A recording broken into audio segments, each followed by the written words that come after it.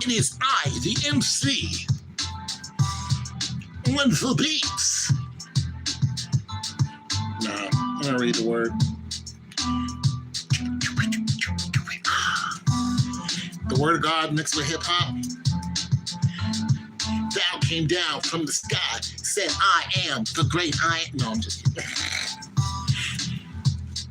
Jesus could probably rap. Imagine Jesus rapping. You wouldn't understand a word he said. He would hit you with some similes, metaphorical. It would be terrible. It would be terrible on your brain. It'd be like, I can't take it. No more rapping God stuff. It would be the most illest verses. You'd be like, oh my goodness. These verses are so, it just make you, oh. It hurts your brain. It would make your whole brain just expand to a dangerous level. All right, so a little hungry, so I'm a little. But then Jesus, I'm turn this down. I'm reading out of the book of John. I don't know why I did that. Anyway, these things Jesus spoke and lifted up his eyes to heaven and said, Father, the hour has come.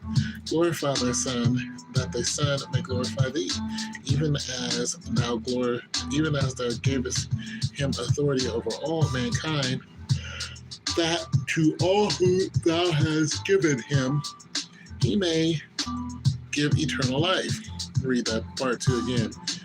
Even as thou gavest him authority over all mankind, that to all who thou hast given him, he may give eternal life. And this is eternal life, that they may know thee and the only true God. They may know thee, the only true God, and Jesus Christ, whom thou hast sent. I glorify thee on the earth, having accomplished the work which thou hast given me to do, and now glorify thou me together with thee, Father, with the glory which I had with thee before the world was. So Jesus and God are one. So he's saying, bring me back into your glory, Lord. I manifest thy name to the men who thou gavest me out of the world. Thine they were, and thou gavest them to me, and they have kept the word.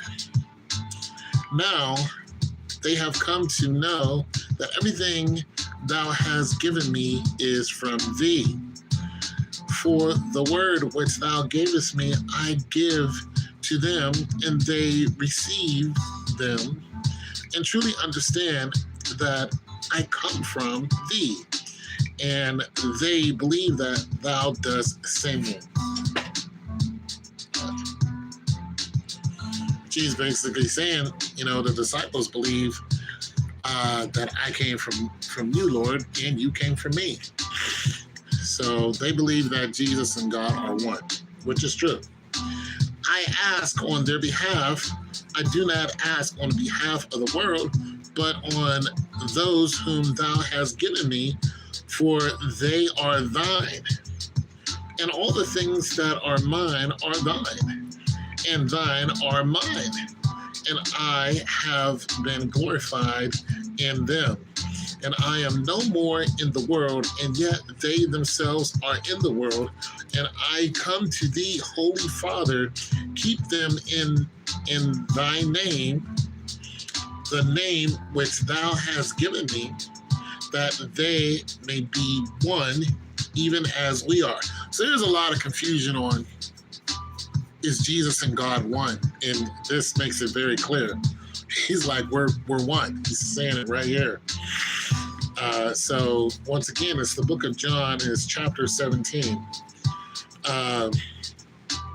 Which I was with them, I was keeping them in thy name, which thou hast given me, and I guard them, and not one of them perished, but the son of perdition, that the scriptures might be fulfilled. It's talking about Judas. But now I come to thee, and these things I speak in the world, that they may have my joy made full in themselves.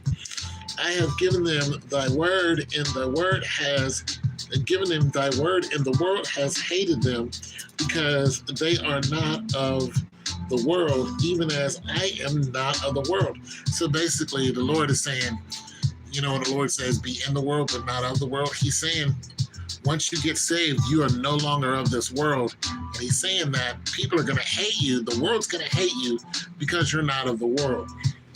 You're separate now. I do not ask thee to take them out of the world, but keep them from the evil one. So he's saying, because, you know, Satan rules this world because it's an evil world. And he's saying, I want them to be in this world, but keep them from Satan, the evil one. Hey, what's going on? I don't know what 6-7 means. Okay. They are not of the world, even as I am not of the world. So if you see people who are claiming to be Christ-like, and you see them doing a lot of worldly things, those people are not Christ-like. People who are Christ-like are actually trying to be Christ-like. They may stumble, but they're in that battle to get rid of all fleshly things and be Christ-like, and you can see the battle on them. The people who are not, who are just acting like it, you can tell real quick. I said hi back. Hello, Tone. Hey, I said hello back. Sanctify them in the world. Thy word is true. Excuse me. Sanctify them in the truth. Thy word is truth. I need some water. So he's saying the gospel is the truth. Sanctify them in the truth. Hip hop never dies. This is true. I just thought it'd be pretty dope to play one of my beats behind reading the Bible to see what effect that would get. Here's the beat.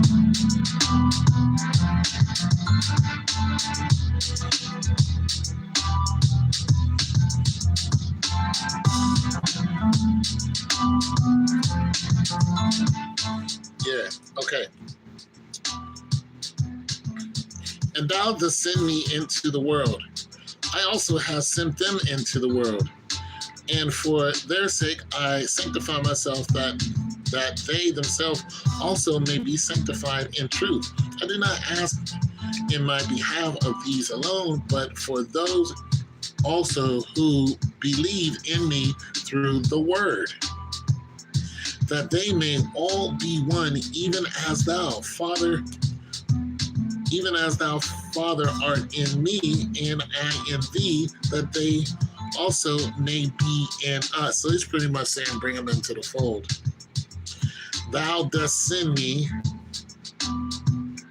even in us, that the world may believe that thou sent me.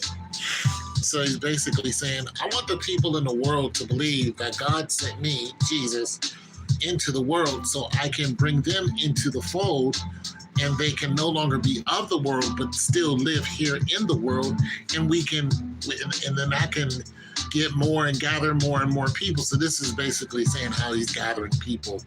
He's like, I want them to be here, but I want them to not be of this place. But I want them to be here. That way they can show that The people who are here but not of this place are from heaven. So that's what he's doing. I'm from the west side. West side of what? West side of what city? Play Tupac? No, I never listened to Tupac. Am I Bob Marley? Yes, I'm Bob Marley. That they may all be one as thou, Father, art in me. Okay. And the glory which thou hast given me, I have given them, that they may be one, just as we are one. One in them, and thou in, I in them, and thou in me, that they may be perfect in unity, that the world may know that thou dost send me, and dost love them, even as thou dost love me. So he's basically saying, I want people to know that I love them and God has sent me. I don't want them to know that the Lord loves them. That's what he's saying. Father, I desire that also that whom thou dost have given me be with me where I am in order that they may behold my glory which thou hast given me, for thou dost love me before the foundation of the world. He said, God loved, Jesus and God are one, and he's saying that God loved Jesus before the foundation of the world. Our righteous Father, although the world has not known thee, yet I have known thee, and these have known that thou dost send me. And I have made thy name known to them, and will make it known that the love wherewith thou didst love me may be in them, and I in them. When Jesus has spoken, okay, so that was the book of John, and that was chapter 17. Lord God, the highest. A lot of they, thou, them, thou, thine, but it's pretty pertinent because Jesus is saying, God and me are one, and if you belong to me, then you are also in me, and we are one. If there is God, why he never texts me? He does. He texts you all the time. It just doesn't come in the form of a phone. Listen, God, I say this all the time, God never stops talking. You just stop listening. God never stops talking, never. He is constantly in communicating. If you're constantly receiving. But as soon as you stop receiving, God is no longer, that's it. That's it. God's like, okay, let me go talk to somebody else. Then he just runs off and talks to somebody else because you don't want to hear it. The scriptures read and says, God will not contend with you forever. He won't. You're like, oh, you don't want to listen? I gotta go. Just like your parents. Your parents aren't gonna be, they're not gonna, listen to you and watch you just be completely rebellious. God texts you all the time. You want God to text you? Start texting God. I bet you ain't never text God. How do I text God? You open your mouth. Text is another form of communication. You open your mouth and you start talking to God. God will start talking to you. Yeah, you want to talk to God? Open your mouth. The scriptures read, it says that life and death are in the tongue. The scriptures read that if any man saith Jesus Christ is Lord and believe that Jesus Christ is Lord, believe in that heart, then they shall be saved. I'm kind of paraphrasing that.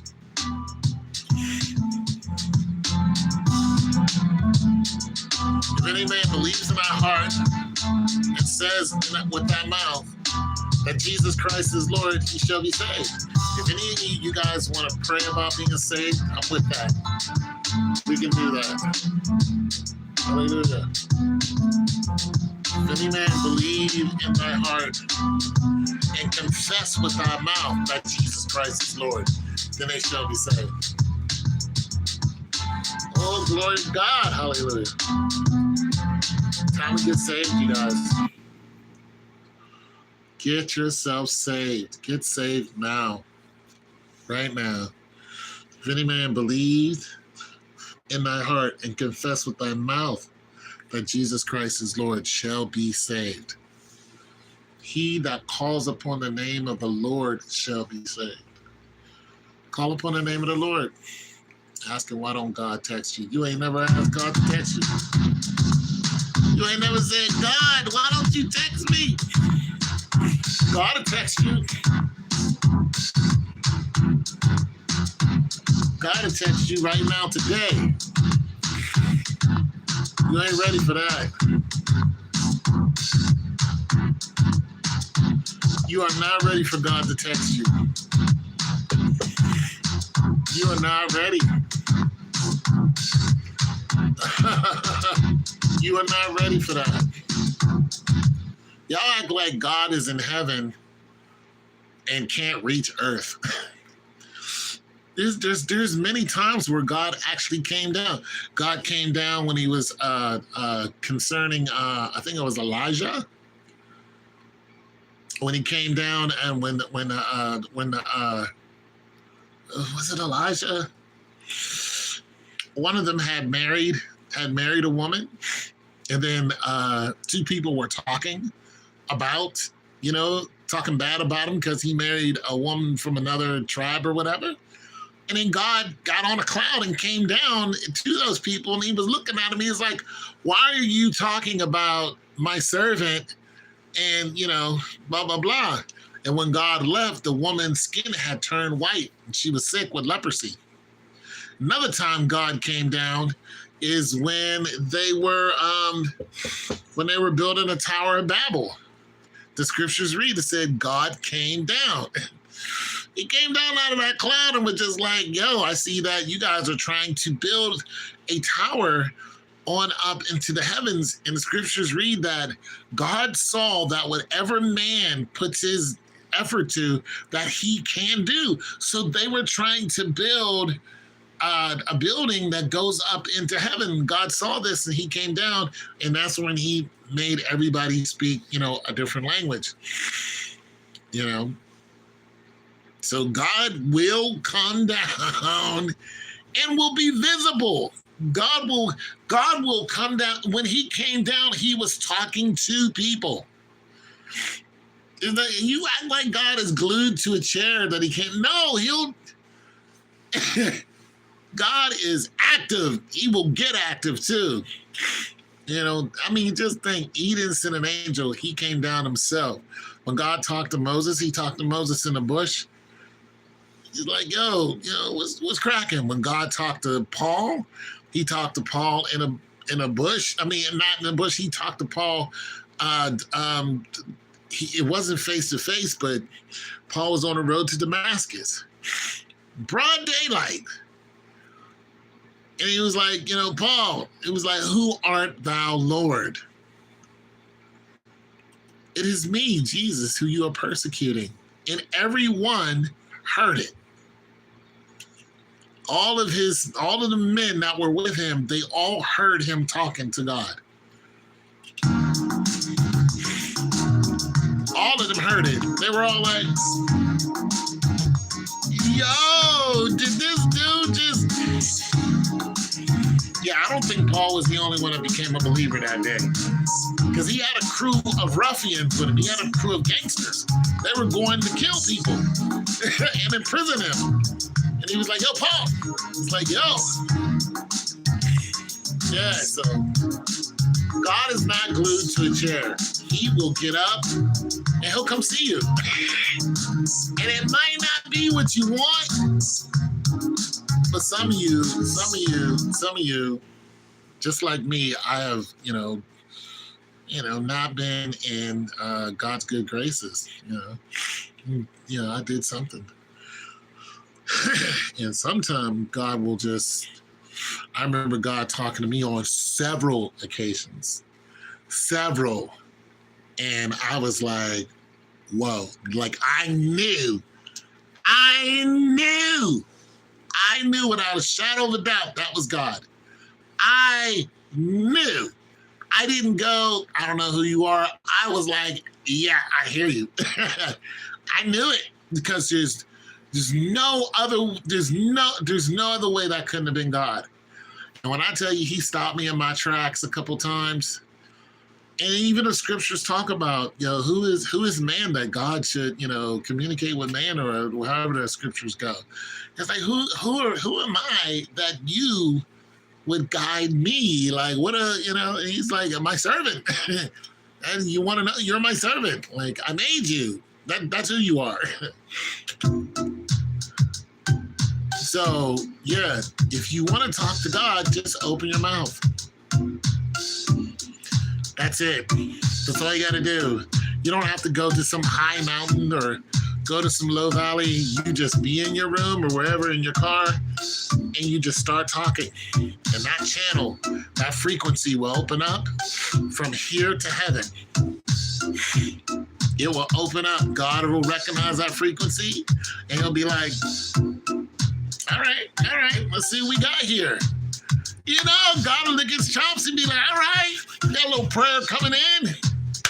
What you got, Thomas? You got a little flat tire on the middle of the road and it's cold outside? Yeah, I see you. Let's see what we can do about that.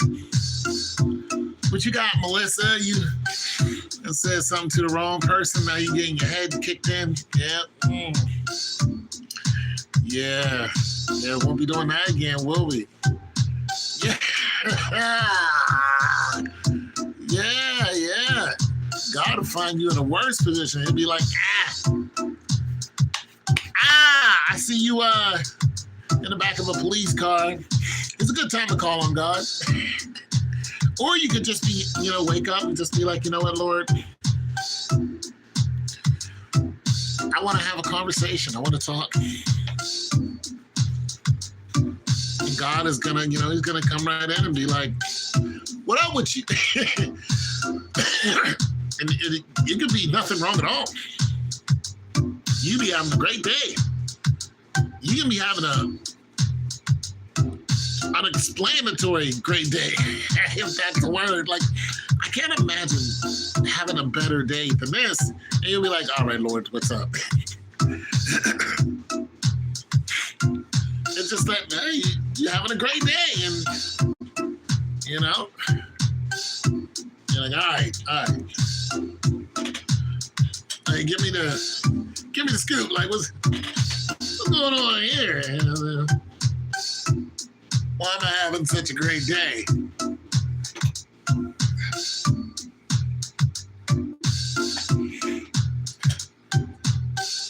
You know what I'm saying? Father, Son, the Holy Spirit. But yeah, if you want to talk to God, just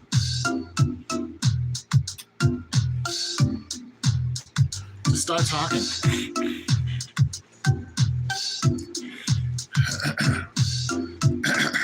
Especially if you're getting ready to do something you're not really sure about. You about to do something you ain't supposed to do. You about to do something you ain't supposed to do. You better talk to God about it. You better talk to God. You better talk to God about that. You about to do that you ain't supposed to do.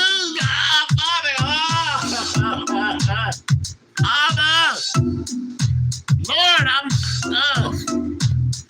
about to go see this woman. Oh, Lord. Oh, she hot. She done cooked dinner too? Oh, have mercy. She hotter than fish increase. Lord, have mercy. I need some help. Oh, she's so hot, Father. Father, Lord, Father, Lord. Just praying the whole way there. And then the Lord turns you around. That has happened to me. The Lord turned me right around. Hit me with the reverse. And I had to go home. She was like, what happened to you? I was like, I had to go home.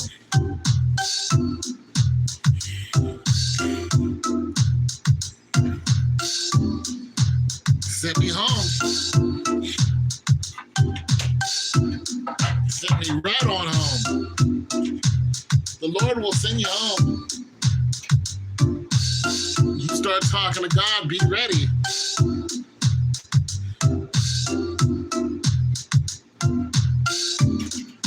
If you start talking to the Lord, be ready. Because he's about to tell you something you don't want to hear. That's why people don't talk to God, because they want to do what they want to do. And they only call on God when they're in trouble. You want to talk to God, be ready. The majority of things you're doing in your life, God doesn't like. The majority, probably 99.9% of the things that you're doing, God is not with. The shows that you're watching, the music that you listen to, the people that you hang around, the things that you say, a lot of things that are in your house, God's not with. A lot of traditions that you have, God is not in any of them. Be prepared if you're going to talk to God. He's going to be like, I don't like none of this. The church that you go to, God ain't with that church. He ain't got nothing to do with the church you go to. God ain't got nothing to do with the church that you go to. That's going to shock some of y'all. He ain't got nothing to do with it. He's not even in there. He's not there. Some of y'all praying to, hey, what's going on? Some of y'all praying to Mary. What up, what up, what up, what up? Some of y'all praying to Mary. What's going on? Why y'all praying to Mary? Mary's dead. Mary been dead for thousands of years. Mary's gone. She can't hear you. Oh, you're new here? Well, welcome. I don't go live that much. I used to all the time because I play music or I make my music. But I just happen to have been reading the Bible because, I believe in the Lord Jesus Christ, King.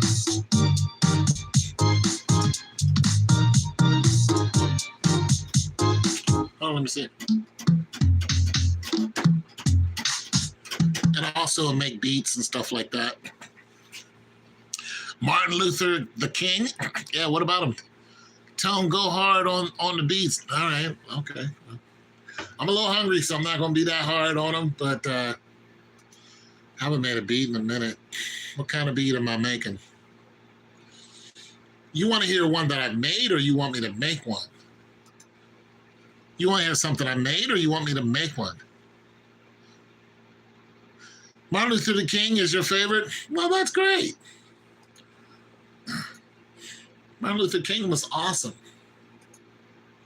He was an awesome dude. He did more than any 5 million people have done in their whole life. I mean, he's just an amazing dude. Bringing all those people together like that, you ain't seen that since. You ain't seen nobody do that since he done it. No one.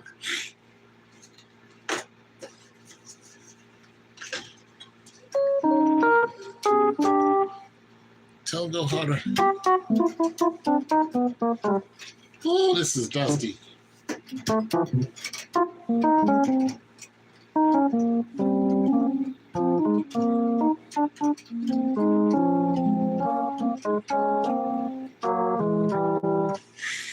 No acid jazz.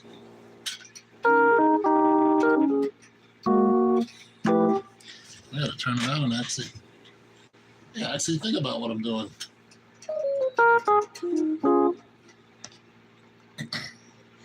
Yeah.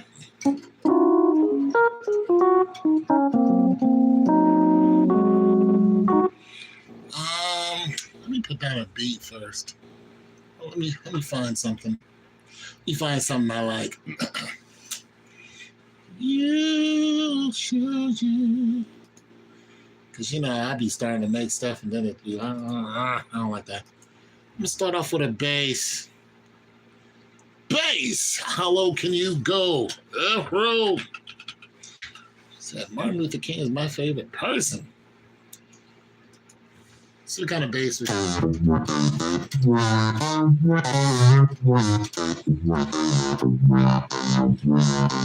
I could actually do something with that. Can I rap? No, not really. I used to back in the day, but I'm almost 60. Shoot. I don't know. I can't rap about Martin Luther King. How old are you?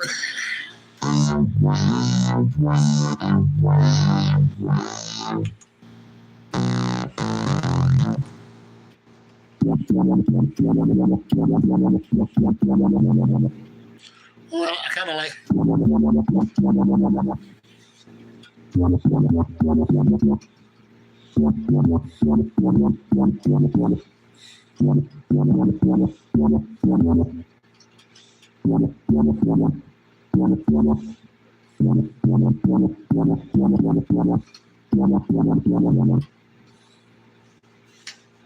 Let's make up some nonsense.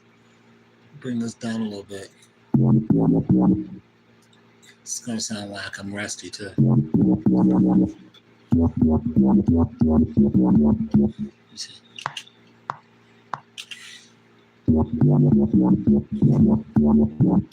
This is gonna sound whack, and I know it, but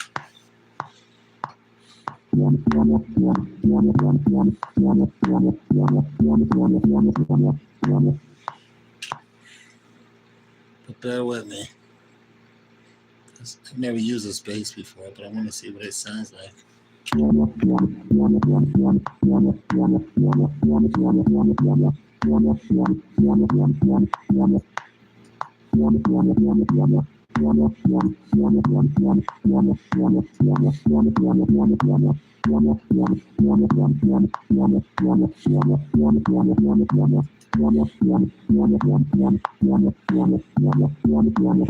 Everybody left. Thank you for stopping by.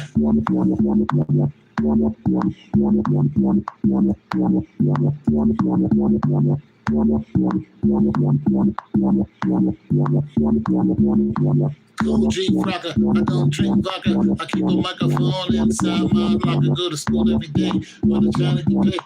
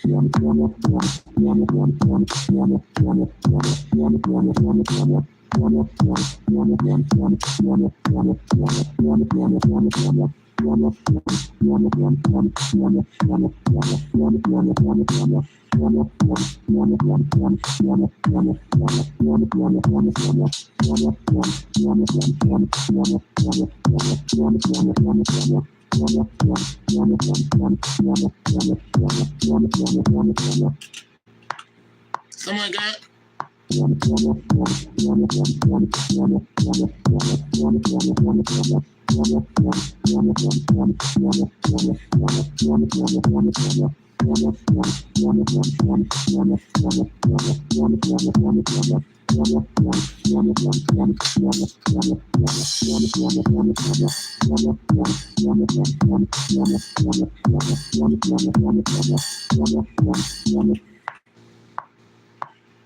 I'm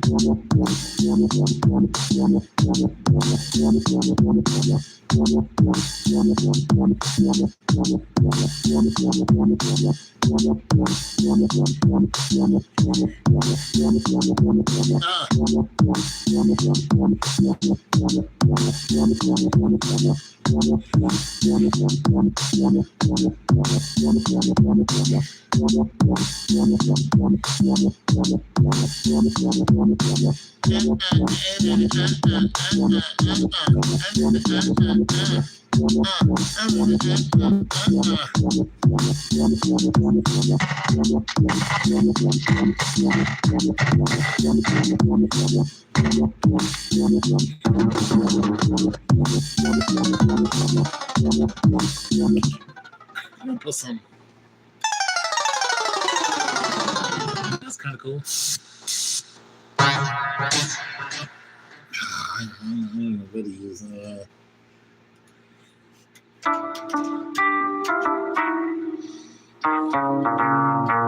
don't even know what key this is in.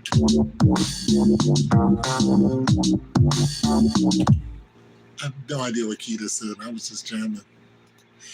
I told you guys I'm hungry, so I'm kind of just.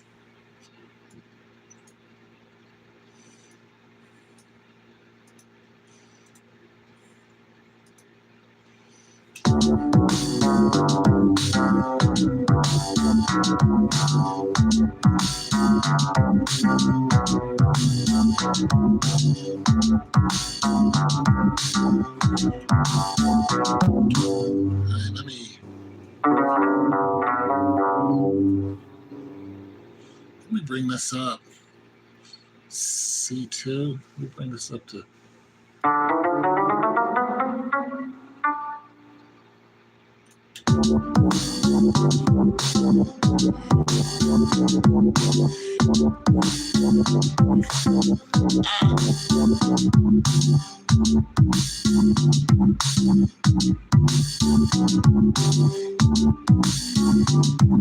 Okay.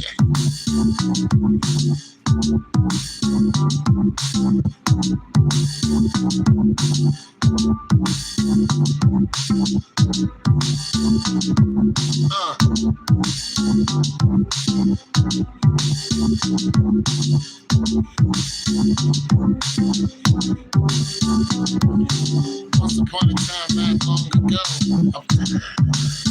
What's my favorite thing about? What's your favorite? What is your favorite thing about you? I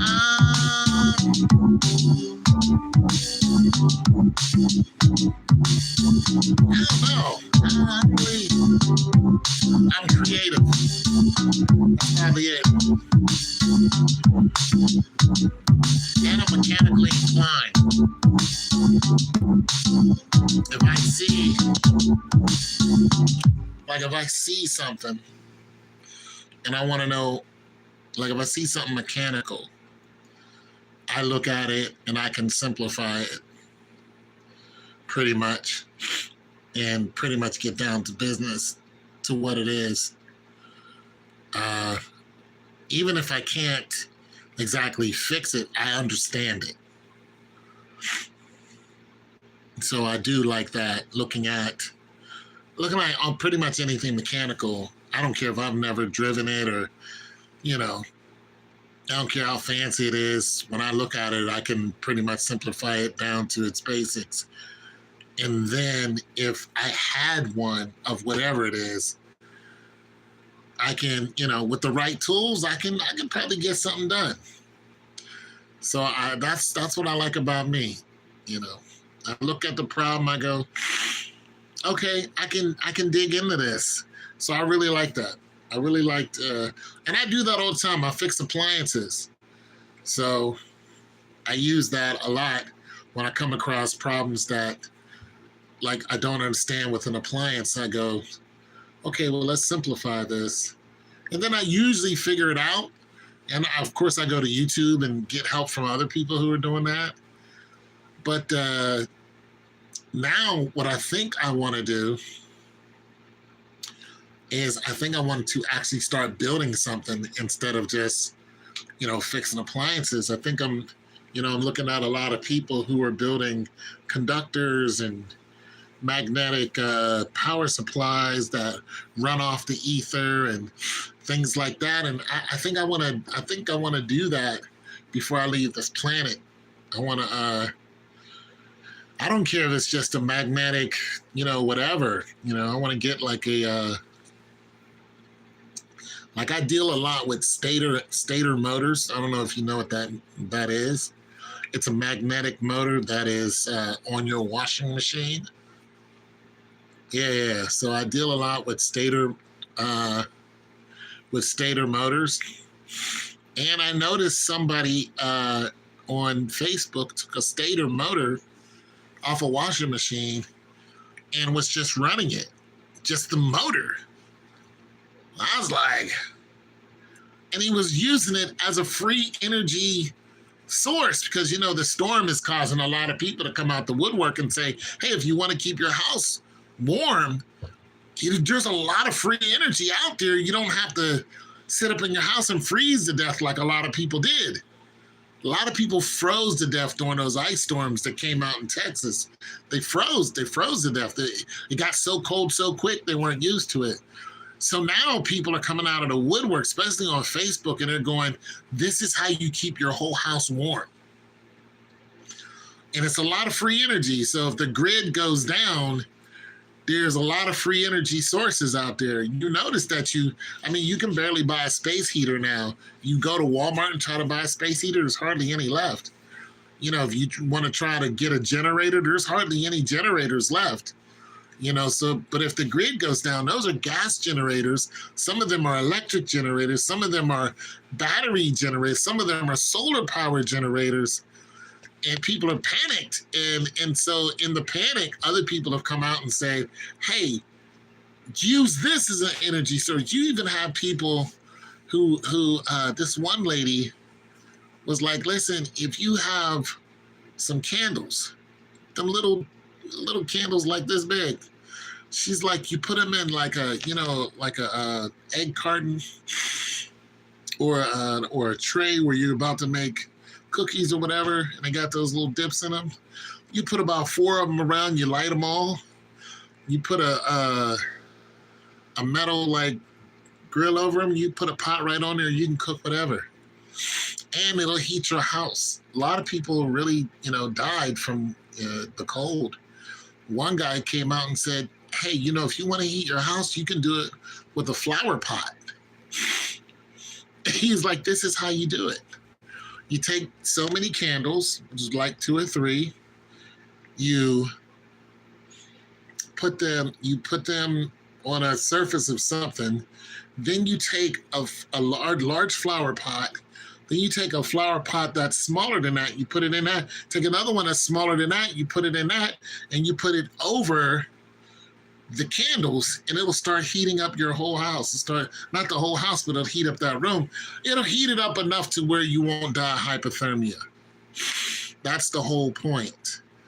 So, and one guy's like, this is what I use. He's like, I got battery operated, I got gas operated, I got electric heaters, I got the whole works right here. But sometimes I just use this flower pot get up. You got other people who've actually built, this one guy built a furnace in the middle of his living room. And it's a wood burning furnace in the middle of his living room, just beautiful. And of course, he had it to where the spout, where the gas was, of course, or the air is going outside because carbon monoxide poison is a thing. Some people died of carbon monoxide poisonous. Can you read my username? No. Vitoxel.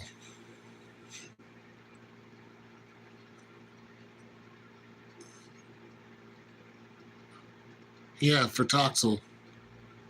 Is that a W? Wurtol.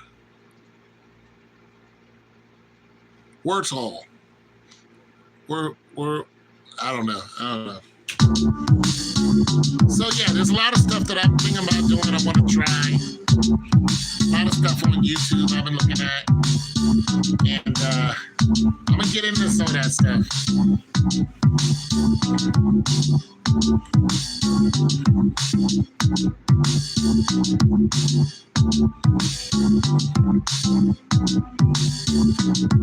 Chemical chief rocker, I don't drink vodka. I keep a microphone inside man. I can go to school every day. I'm trying to get paid. Give me one. Pick up one. Get down.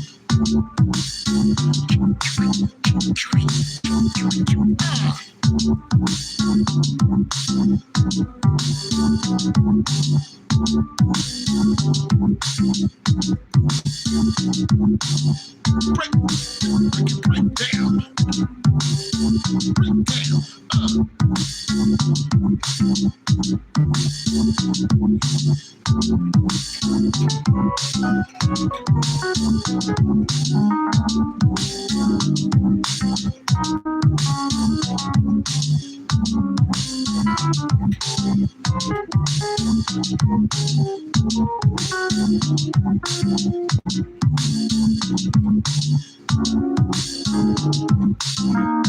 I don't know what the other break down, break down. You can break down. That's enough of that beat. I just messed around with that bass line. Break down. You should break down. No, I don't want to say that.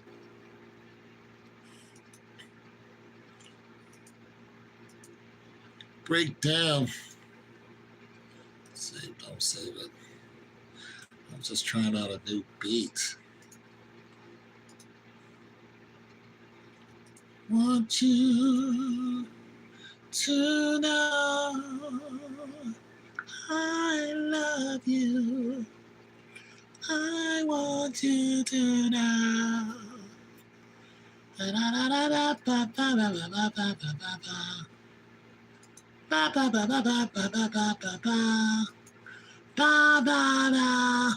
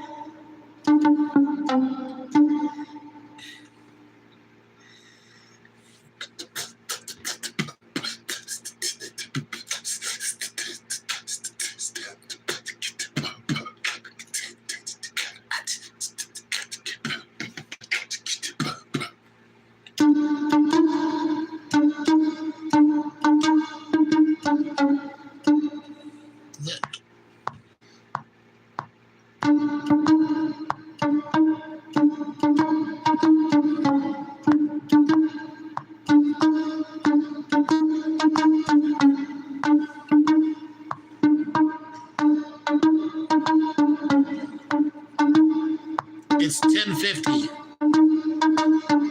Yo. Yeah, son. Yeah. Check it. Okay.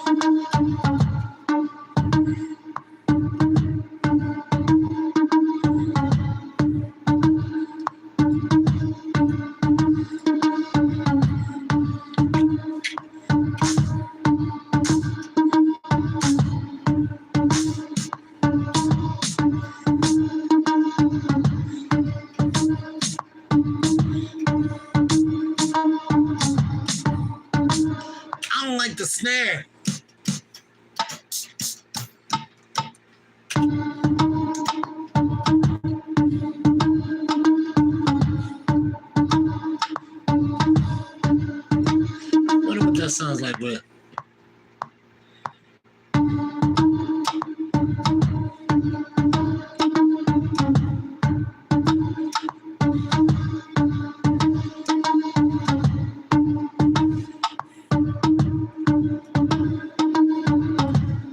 Let's try it out, son.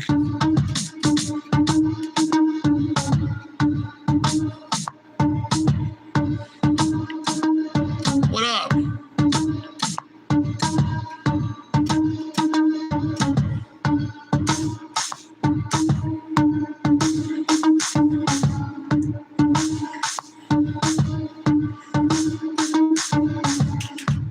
Let's turn it to some old hip hop.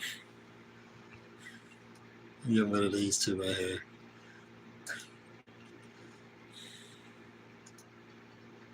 Bum, ba-dum. Get rid of that.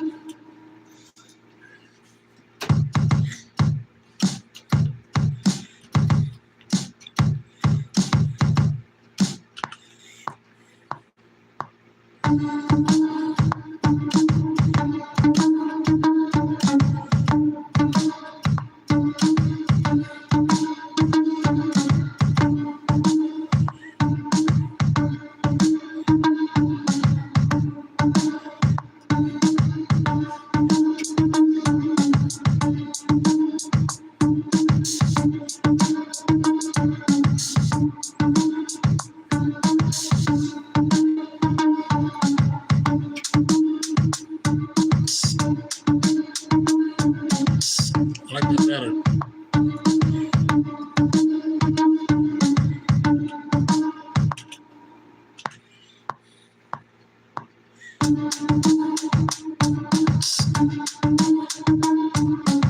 Making beats.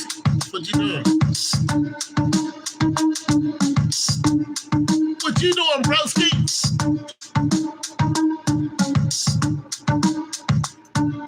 Outside, but hey, is it snowing over there?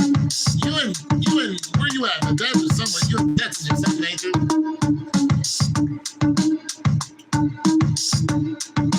You in the desert or something?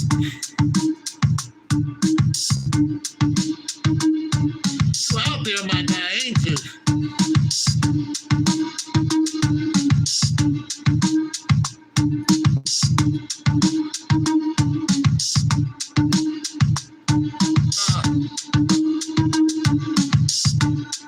But my favorite cartoon, after the weekend, the honeymoon.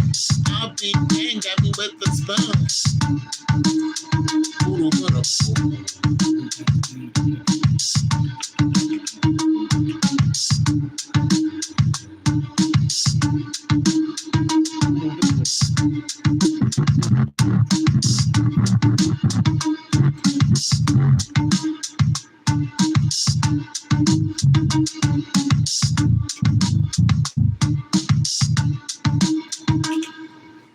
Boom, boom, boom, boom, boom, boom, boom. You in the desert somewhere?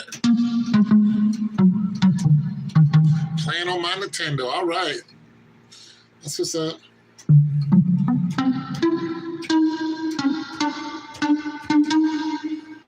Nothing wrong with that.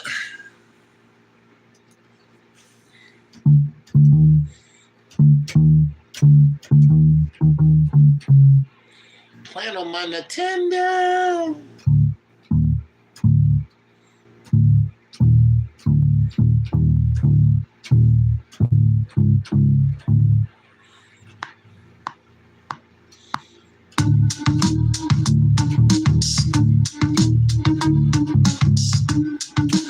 Playing with my Nintendo like a 9-year-old.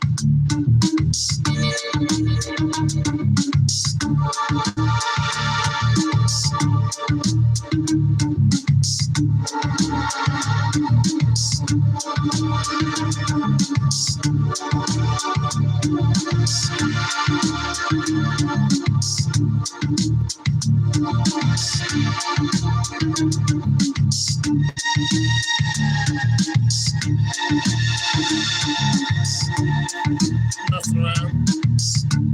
Everybody's going anyway.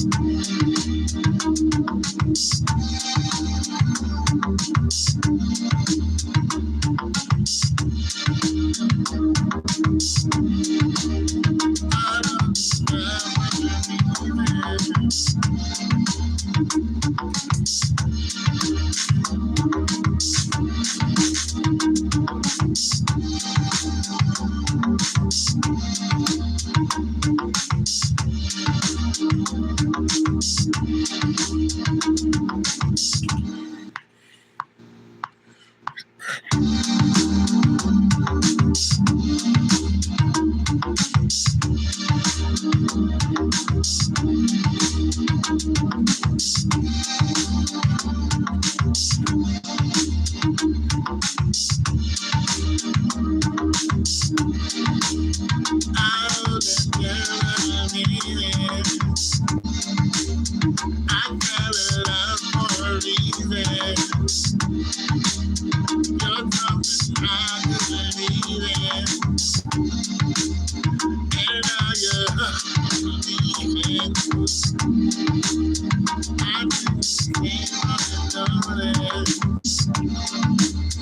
I know that you'll never notice. I'm not notice. You're just scared with I'll take my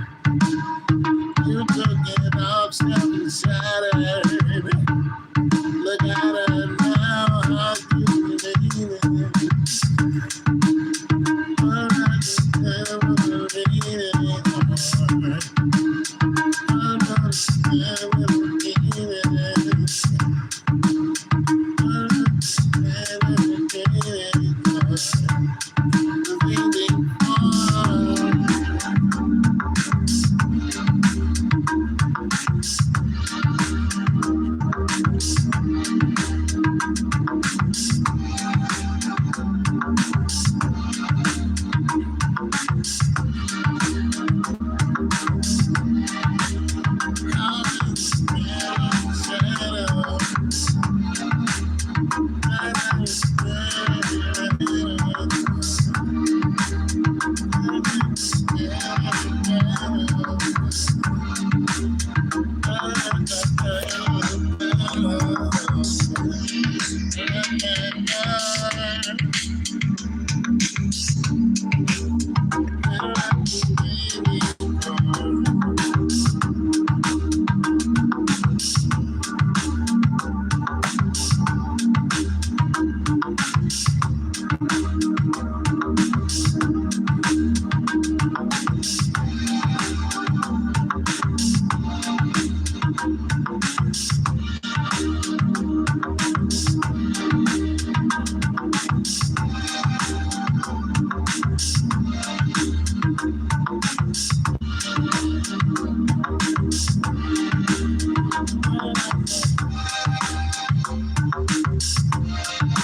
hard.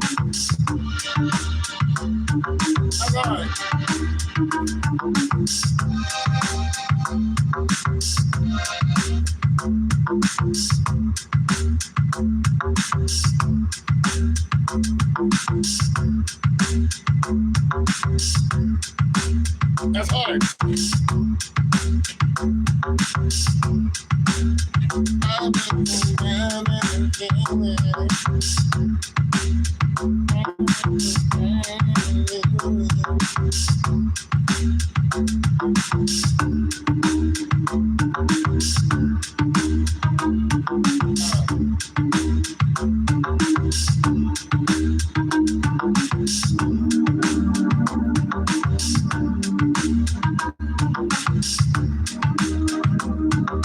hard.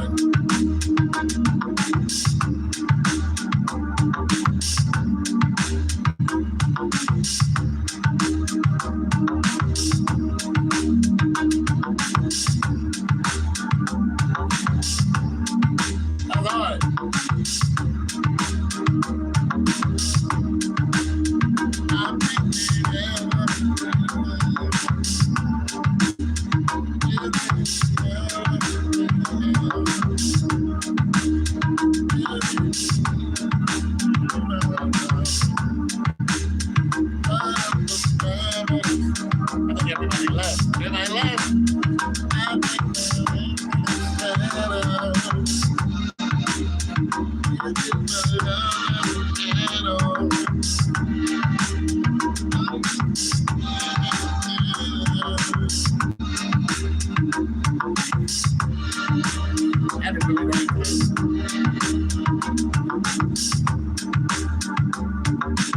That's what I read there.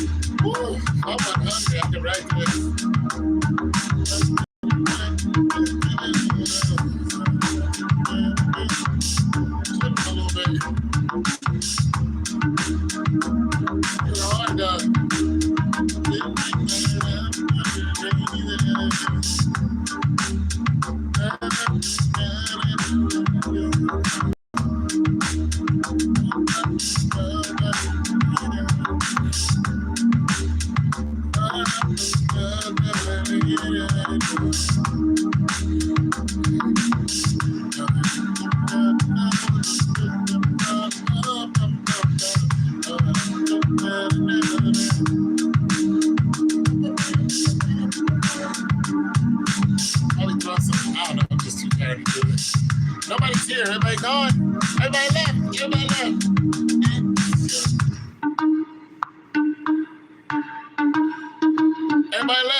It's all good. I'ma still jam because I'm cooking now. I'm so hungry. I gotta eat something. 2 burgers. I've been turned up for the reason.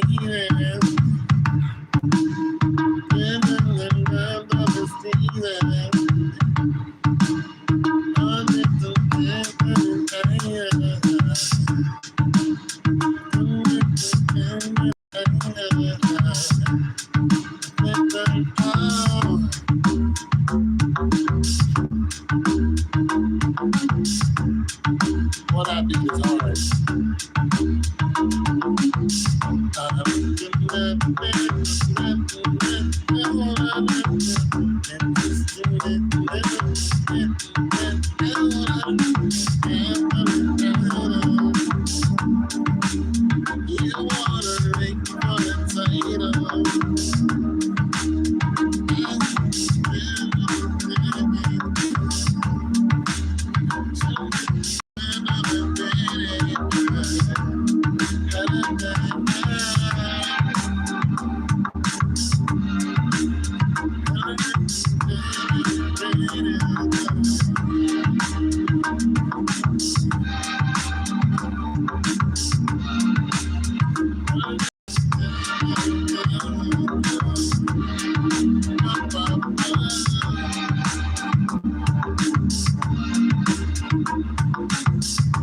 I really like that beat.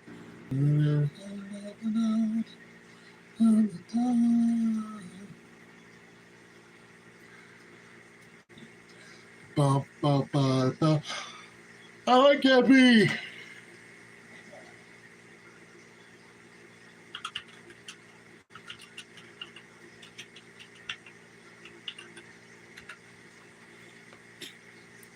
You know?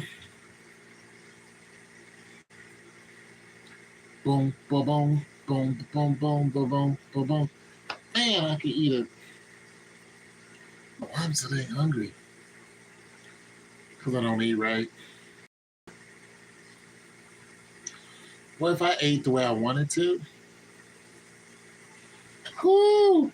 3 times a day like they tell you to?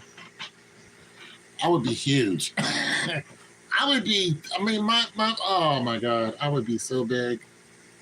I'd be like, I'd probably be benching 405 like 10 times. I would be huge. I'm not putting my body through all that. Those guys, man, they be dying off. I don't want to do all that. Oh, it's so fun. Tone202.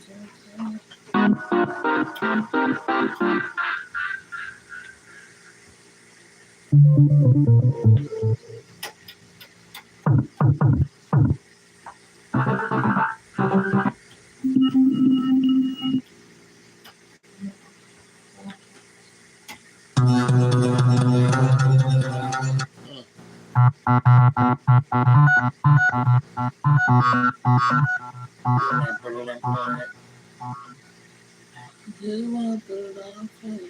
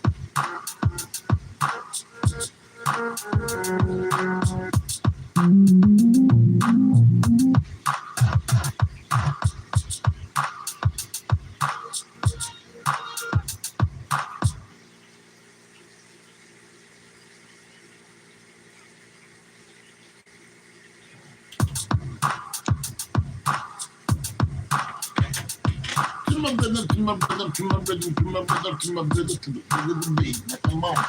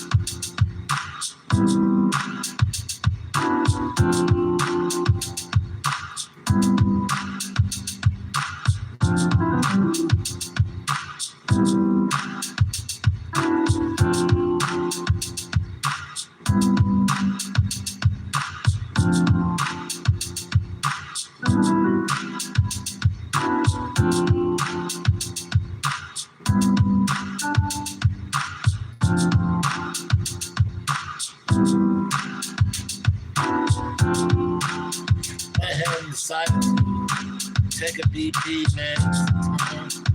What you think, Sam? I don't know what that means. They decided to take BP. What's BP? GP Max, what's that?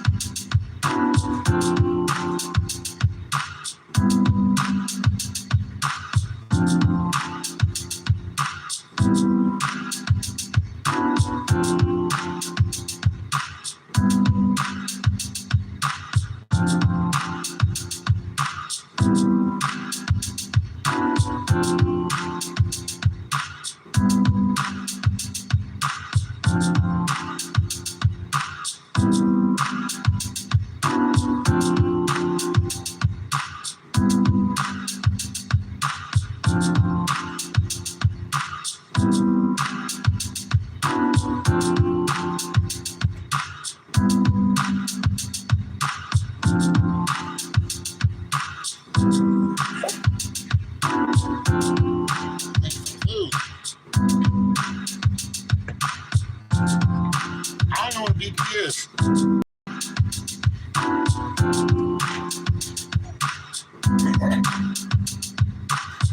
What's that mean?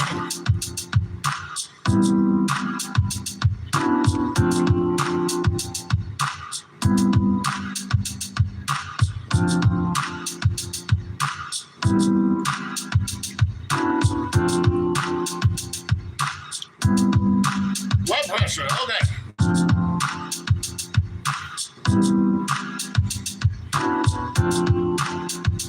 Yeah, I'd take them. See, I got some right here. Right here, blood pressure.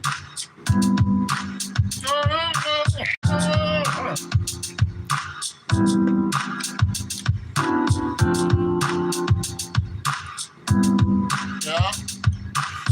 This old boy from Texas.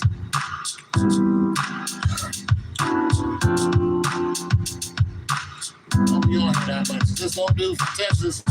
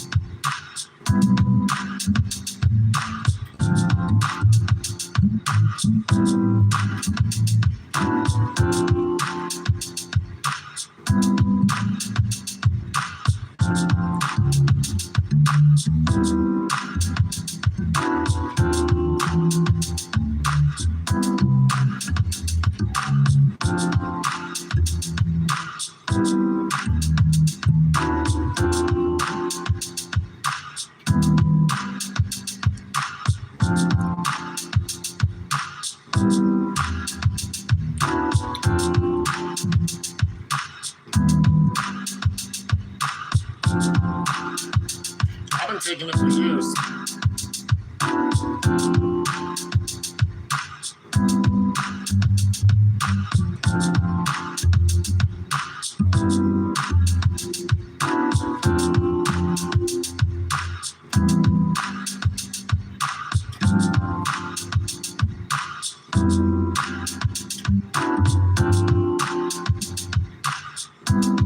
Find that bass.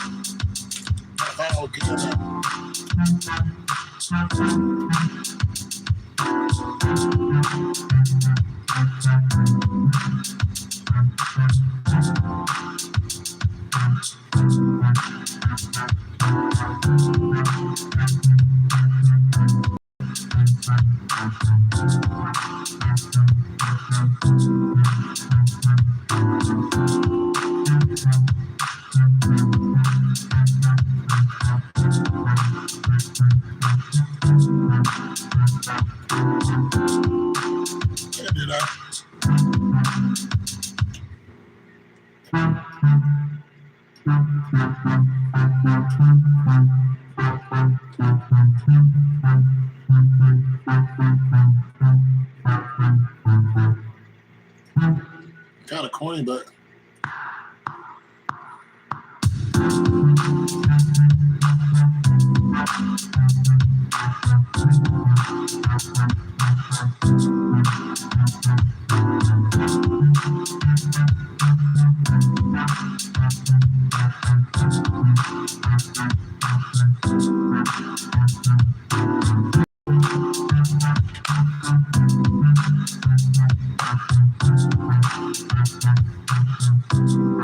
better than dying, bro.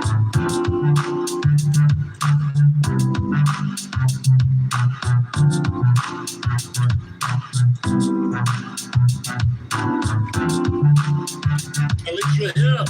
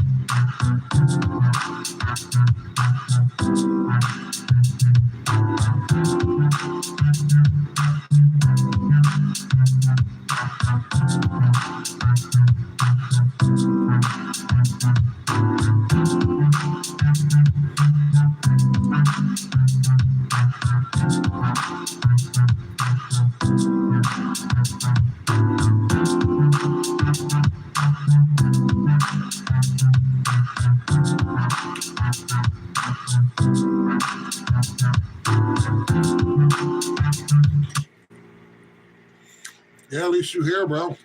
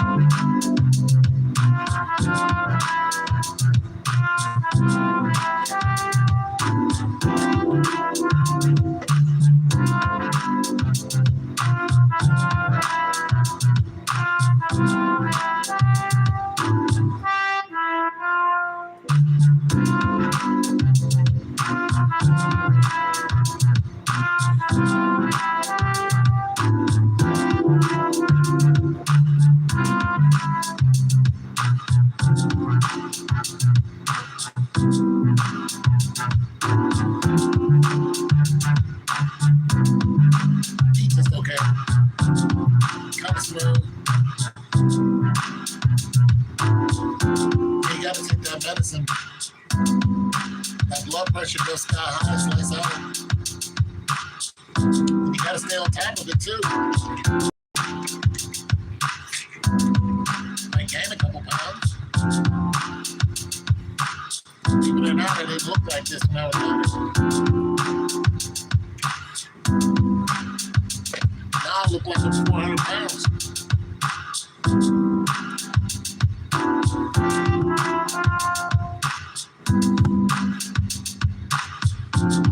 Comes with the territory, man. I'm still here.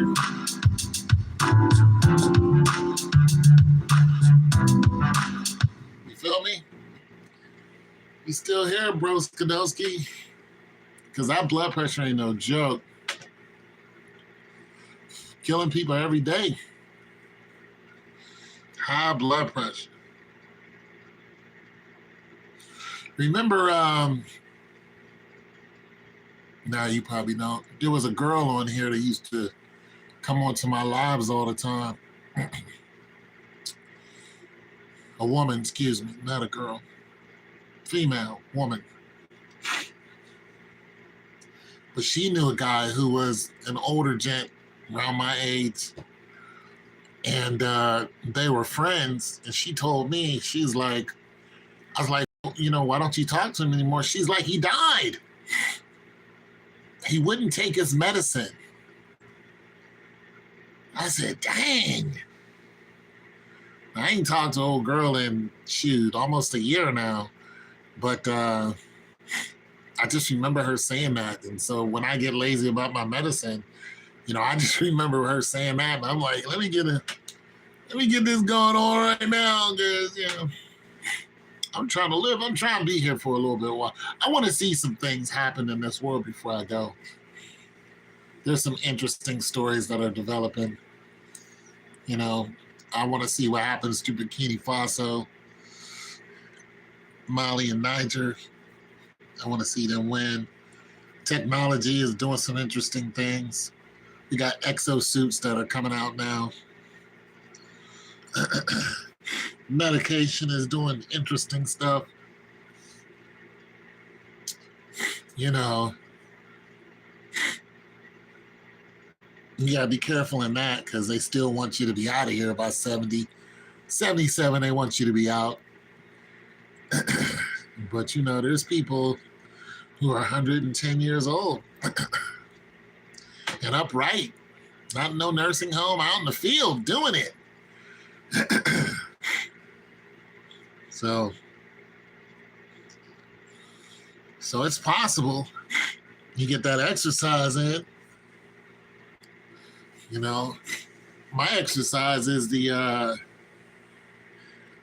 got a little 30-pound right here, 30-pound dumbbell I get with.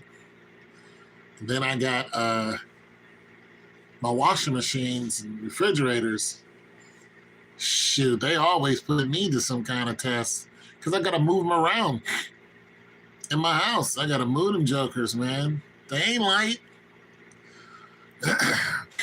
I ain't been in the gym in a while, and I'm still doing okay. You know what I'm saying? I'm still strong. I'm not gym strong. Like, I'm not putting up 300 pounds anytime soon.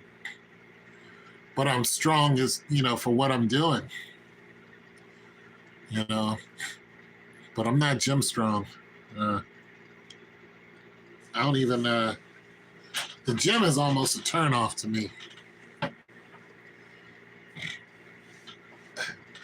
You know, people try to fight you up there. I ain't got time for that. I'm trying to fight this asthma. I ain't got time to be, you know, some young buck trying to prove that he could. Nigga, I don't care. What, over some female? Ain't a woman on this earth that I care about. Did you want to scrap over a woman? You can have her. Have fun. Knock yourself out. Because I got nothing for it. my days of chasing, strange is over with. I'm look at my hair. Does it look like I care about what somebody thinks of me? I don't care. Go ahead. Some cute girl. Go ahead, run after her. See how far you get. See how far you get. You chase her, she's gonna keep running. That's what they do. Chase me. Why? So I can keep running.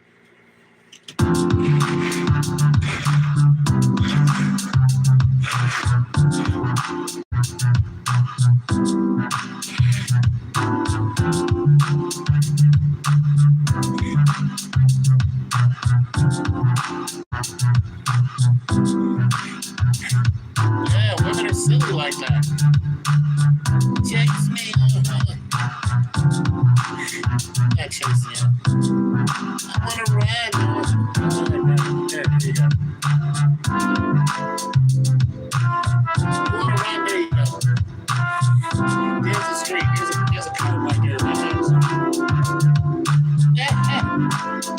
don't have it in me anymore. Running after some silly girl.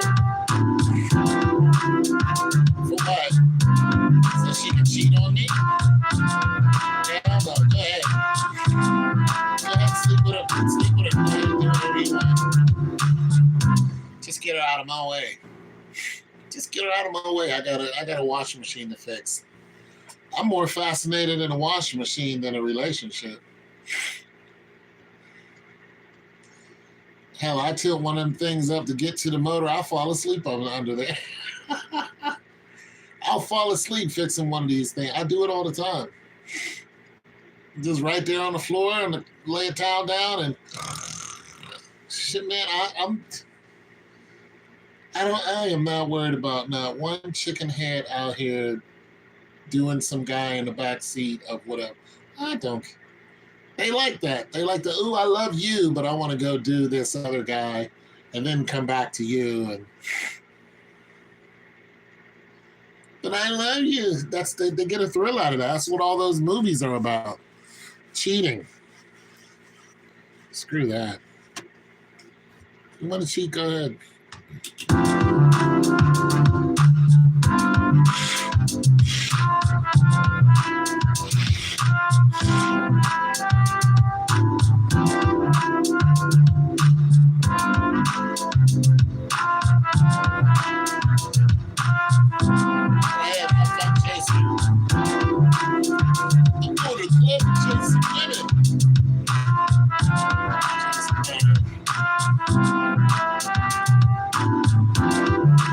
See this gut? Does it look like I ran anywhere anytime soon?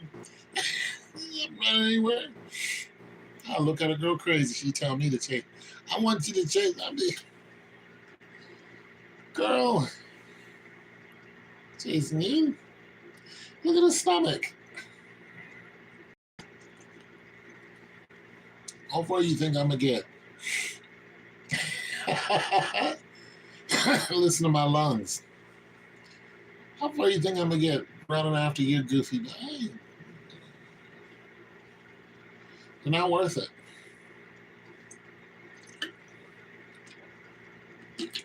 Women are not worth chasing after. They're not. They just cost you money.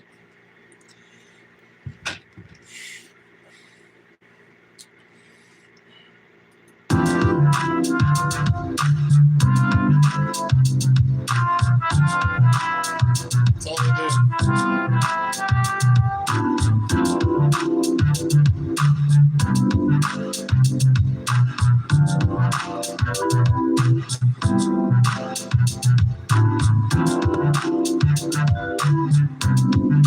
Just lost your money. Women are fun to look at.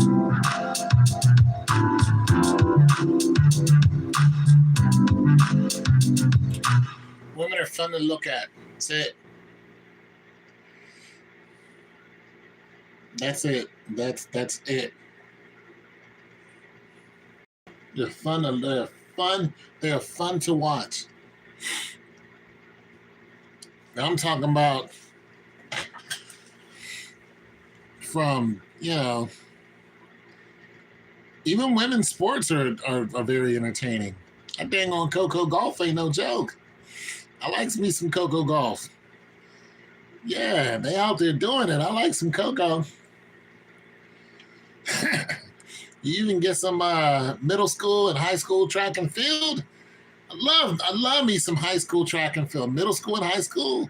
I even like the ones that are like, they're in the third or fourth grade and they're out there huffing.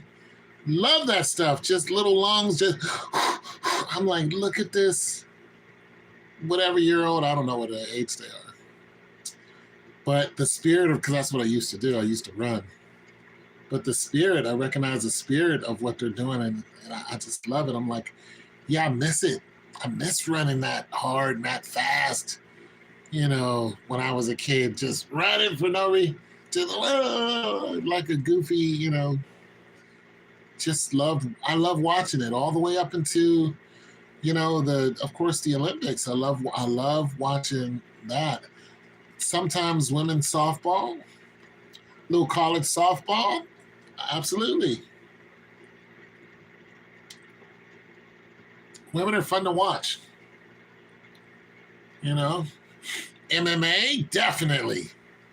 Women's MMA, shoot, Rowdy Ronda Rousey, she put everybody on the women's MMA. Yeah, Thug Rose, Vera Camp, or whatever her name is. Yeah, Cyborg, knocking people out. Then she got knocked out. Cyborg be knocking people out. Then she got knocked out by Nunes. I think that's her name. Nunes. Then Nunes got beat. She got beat by, I don't know what that girl's name is. And Nunes was like, I wasn't feeling good when I fought that fight. She's like, I want to run that back. She ran it back and beat the snot out that girl. She ran that right back. Holly Holmes is the one that ended Ronda Rousey's career. Well, her and Nunes. Misha Tate ain't fought in a while. She quit a long time ago. Yeah, I like women's MMA. I like to watch them get down. I like to watch them throw, man. Because they're not shy out there. They're out there getting it. I love it. Yeah. Women's boxing, not really too much into boxing, but sometime I'll turn it on. College track. Women's college track. I used to be into that really back when Sha'Carri Richardson was in college. And even before that. All those women are like 25 now. And they're still banging it out in the pro circuit. I love it. So yeah, some college track, pro track, women's track. Women are fun to watch. I like watching their sports. I like watching them get down. Even a little street fighting. I like to see them bang it out in the street.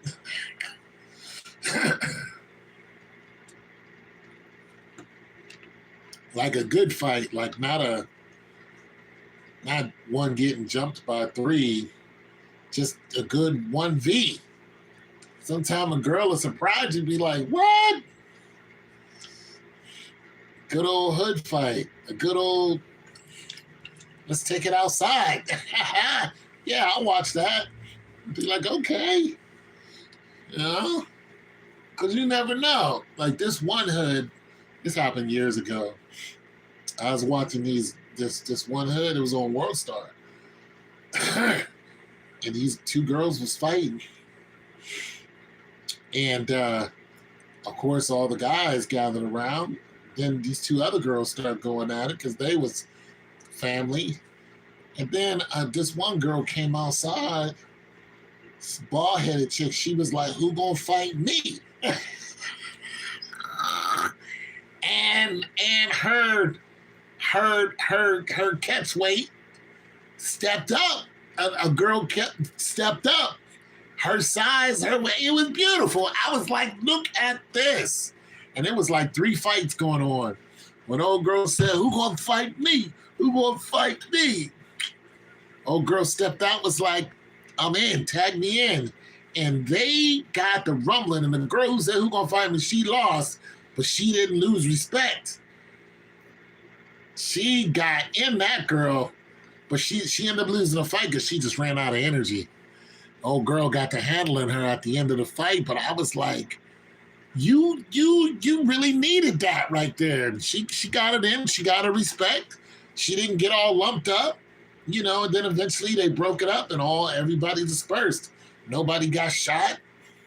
Nobody got stabbed up. It was just everybody came outside, and these girls had beef, and the guys they refereed the whole thing. They were just like, "Look, ain't gonna be no jumping." And you had men on both sides of the families was like, "No, we not jumping in. It ain't gonna be no." And that's exactly what happened. They let them females get that out their system. And I was like, that's how you do it. You come out, and no cops was called. Nobody died. People fought. They won. They lost. They went back in the house. And that was it. And it didn't even last a half an hour. It was like 15, 20 minutes of just high energy fighting until they were exhausted. And then they broke it up.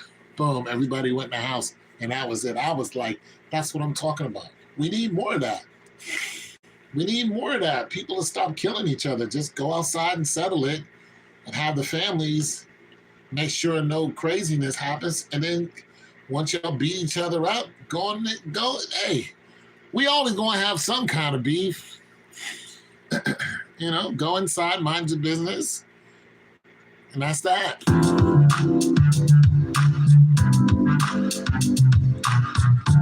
So yeah, I like watching about sports. Even a little shot put. Little discus throw, little hammer, yeah. Some shot put chicks, boy. They dig super strong. Yeah.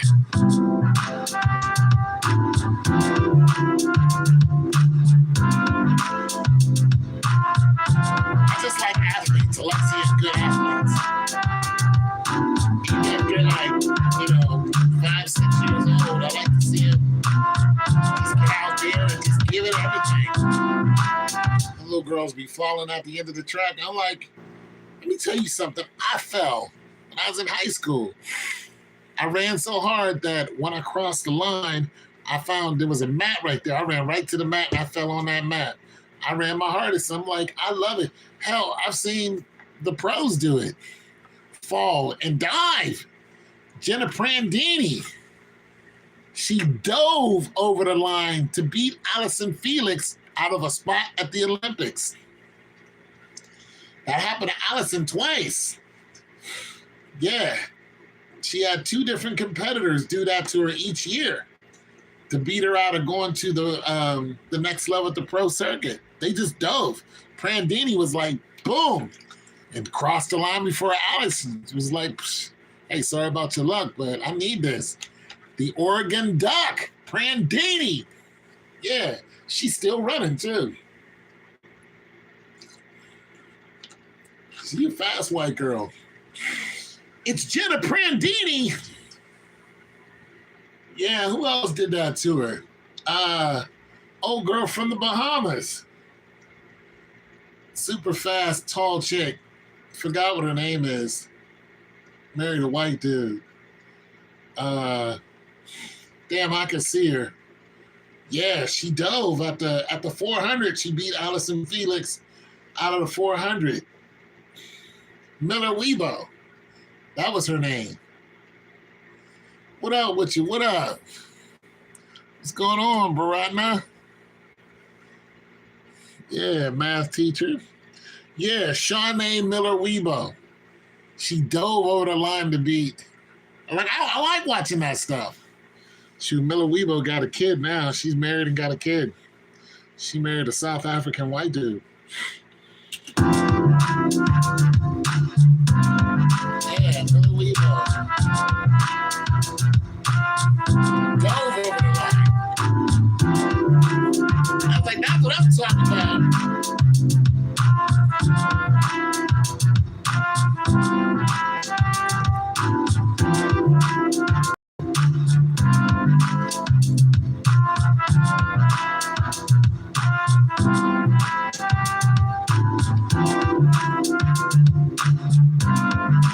Yeah. I love seeing the ladies get out there and run. How you doing? I love seeing the ladies get out there and do.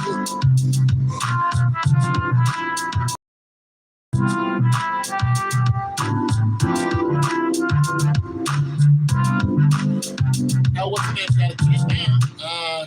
She's got 2 kids. Shoot, hell, a lot of them got kids now. A lot of them said, forget it. We got kids now. Allison Felix, she got 2 kids. She's done. She's like, I'm not running anymore. Now she got a little girl. Little girl is like 8 years old. I'm like, Allison, is she gonna run? Yeah, we gonna see her in the circuit? Let's go. Get her out there. She's 8. It's time to go. It's time to go. But she's like, I'm not gonna force her in a, which is cool. She takes her to the track, but she's like, she doesn't want to run. That's fine. Eventually, I think she will. So I hope to see her getting to. Well, I hope to see her getting to at least high school, even middle school. I'll take middle school, because middle school right now, hell, you can go to, if you're fast enough, you can go to open meets. If your times are fast enough, yeah, some girls in middle school are running high school times. So they invite those girls to, if they qualify, they invite you to invitationals, as they call it. So you get to see, and the invitationals they're televised. So you get to see them now. You get to see them on YouTube and, cable or something like that, which is very cool. Also, cross country. I used to do a little cross country back in the day. So I enjoy college cross country, but I also enjoy high school and middle school cross country because I ran cross country in high school and middle school. So I like to see the times that the men and women are running. But I think the last person I paid any mind to was college, and it was Parker Velby. Parker Velby is a pro now. But Parker Velby was so fast in college that nobody could touch her. She was blowing everybody completely away. And when she made the transition into the pros, she got a shock. She was no longer the it girl, but she was, fast enough to compete with the pros. But it was like, when Parker Velby got out there and started running, she was like, oh, these girls can run. It's just like, yeah, you out there with Helen O'Berry now. Welcome to the big time. I mean, you got Gide, O'Berry, you got, well, they don't run anymore, but the Barber sisters and Ama and all those, Ethiopians and Kenyans and whatnot. Chebet, Chariot, you got some hardcore chicks that run circuits all around the world. I mean, and they're televised. You got, I think Chariot she ran in the, it wasn't a Quaker mile. It was the, it was an invitation. I forgot what it was. A really nice place to, really white suburban, and it's all on a road. It's an invitational. But they invite the stars to come run every year. And and this is really something because when she was running, they really didn't mention her, you know, but they kept mentioning the white chicks that were, running. The announcers just kept mentioning them. But it was like, do you not see this Kenyan? And you don't see her at all. He mentioned her like maybe once or twice. And guess who won the race? The Kenyan. It just like, and then didn't even want to give her credit when she ran and won. Still kept mentioning these chicks who lost. It's like, get the. She beat you on your own turf. Like, nah, you. Like, cut it out. So yeah, I like watching females in sports. Other than that, I'm gonna tell you what I don't like watching females. What sport? I don't like watching them in cheerleading. I think it's a waste. Although I do understand, it's good exercise, but I don't watch it. I don't watch cheerleading. I don't watch, like the whole college cheerleaders with the competitions they have. I don't care about that. I don't watch it at all. Yeah. Yeah. But females are interesting. Interesting competitors. So I like the competitors' nature of the females. I like to see them get out there and,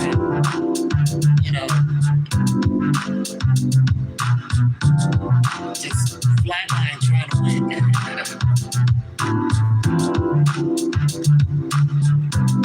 And some of them have some impressive times when it comes to running.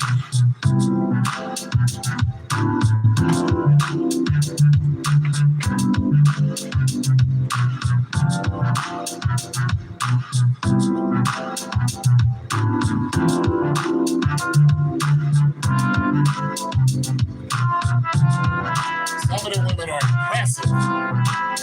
What's new? You, man, how you doing?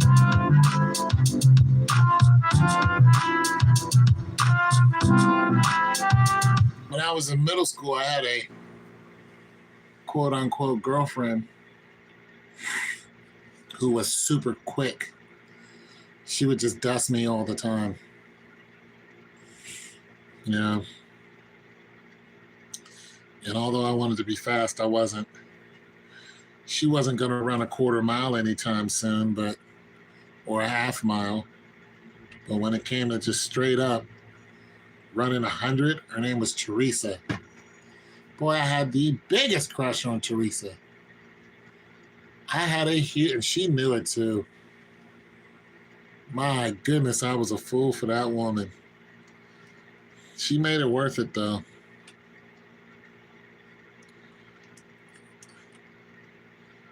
My little poor behind, she paid me some mind. She knew I was broke as a joke. She knew where I lived. She knew where I lived.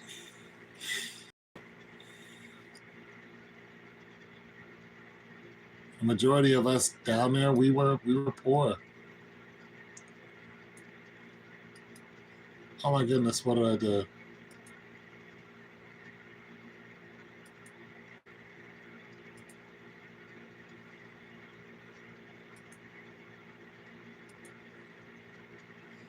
Yeah, she knew we were poor as hell. Just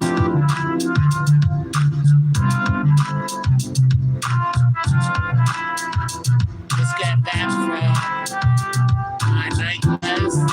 What class was it, Mr. Night Class? What class was it? Yeah, let's hear it. Let's hear some of this trickle-down theory you got.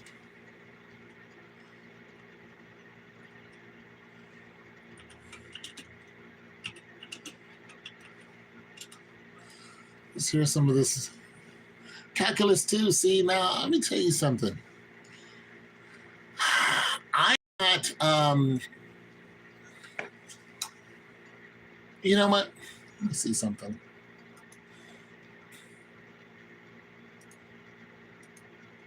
Calculus 2.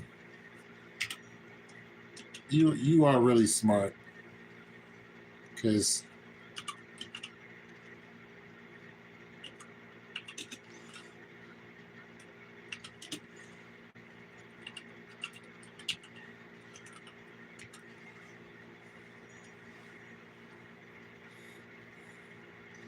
yeah, even people here are saying that it's hard. All of Calculus 2 in a nutshell.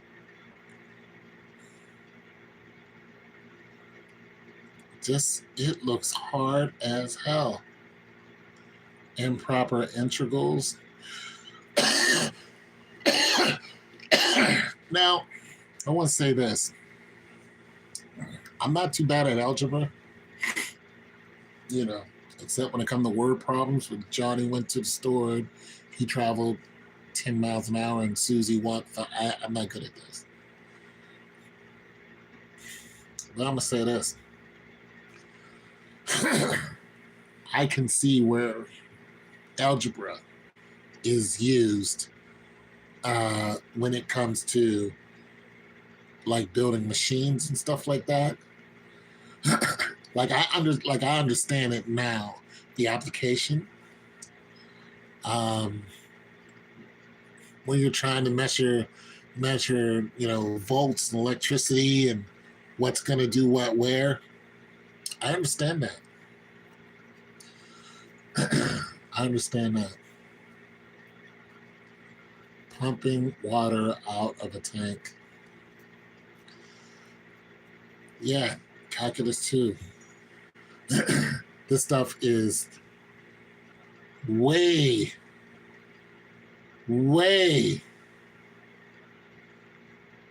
implicit differentials. Let's hear this guy. Here's an easy way to do input. Stuff is out of my range.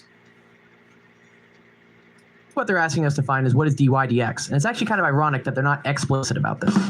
Anyways, this is pretty easy. All we have to do is treat every variable as a variable that we need to take a derivative of. However, whenever we take a derivative, we need to remember to multiply by either dx or dy, depending on what the variable was. So when taking the derivative of 4x to the fifth, we can remember the power rule says this is going to be 20x to the fourth. However, we're going to multiply this by dx since x was the variable we took the derivative of.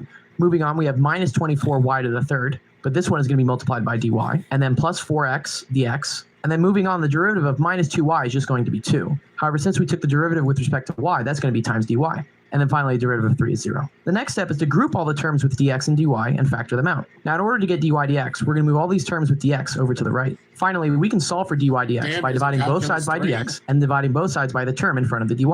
And there you have it. Now you have dy dx, which is the same thing as y prime, and you're done. Nice! Here's an easy way to do implicit differentiation. So here we have a pretty messy equation, and they're asking us to figure out what is y prime. Really what they're asking us to find is what is dy dx, and it's actually kind of ironic that they're not explicit about this.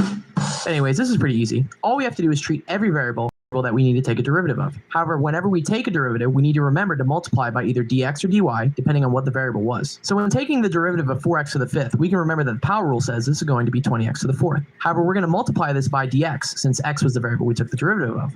Moving on, we have minus 24y to the third, but this one is going to be multiplied by dy, and then plus 4. Okay, I understood this. 4x to the fifth power, which is 4 times 5 is 20.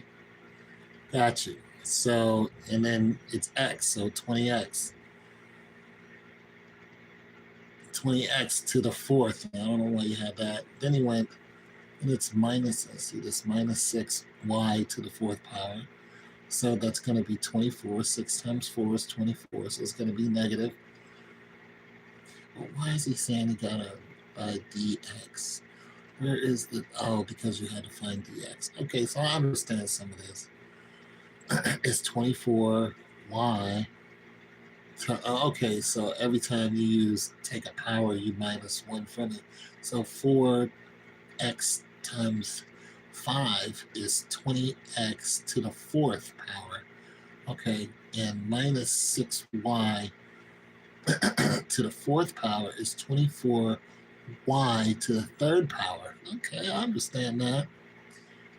Okay, and it's plus 2x, so which is going to be 4x, and then it's just 4x. And then it's minus 2y. So let me see. 4x dx. And then moving on, the derivative of minus. Oh, because everything is dx, so you multiply everything by dx. Dx, dy. So dx here, dy, dx, and then this minus 2y is going to be times dy. Minus 2y is just going to be 2. However, since we took the derivative with respect to y, that's going to be times dy. dy. Okay, yeah. Y. And then finally, the derivative of 3 is 0. The next step is. And the derivative of 3 is 0. Okay, I would have just put a 3 there, so I would have got that one. To group all the terms with dx and dy and factor them out. Now, in order to get dy dx, we're going to move all these terms with dx over to the right. Okay, dy dx, all the ones with dx to the right. Okay, let me see what they did here.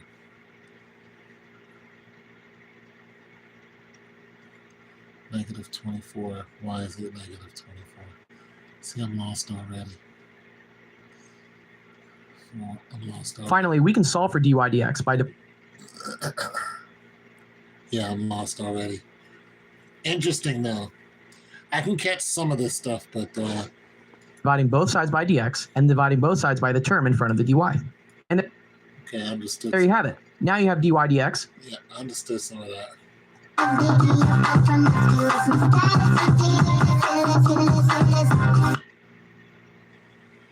Some of it I can get a hold of, but some of it is like find AF over AX in the parentheses 1, 0, where? See, this stuff is some of the stuff I get, but I would never pass it.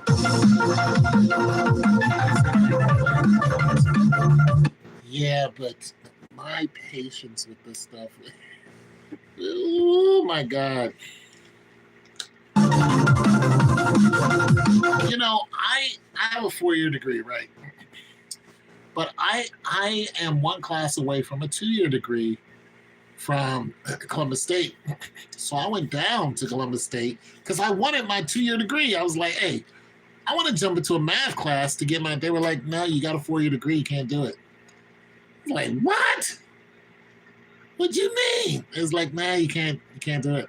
You got to get it in something else. I just can't get an AA. I'm like, man, that's messed up. So I got to get it in something else specific, but I can't just get it in. Okay, this person's not explaining this. I like it when they explain it because audibly I can. How hard every Calculus 2 topic is. I would have to jump into calculus. Well, I don't even know what leads to calculus.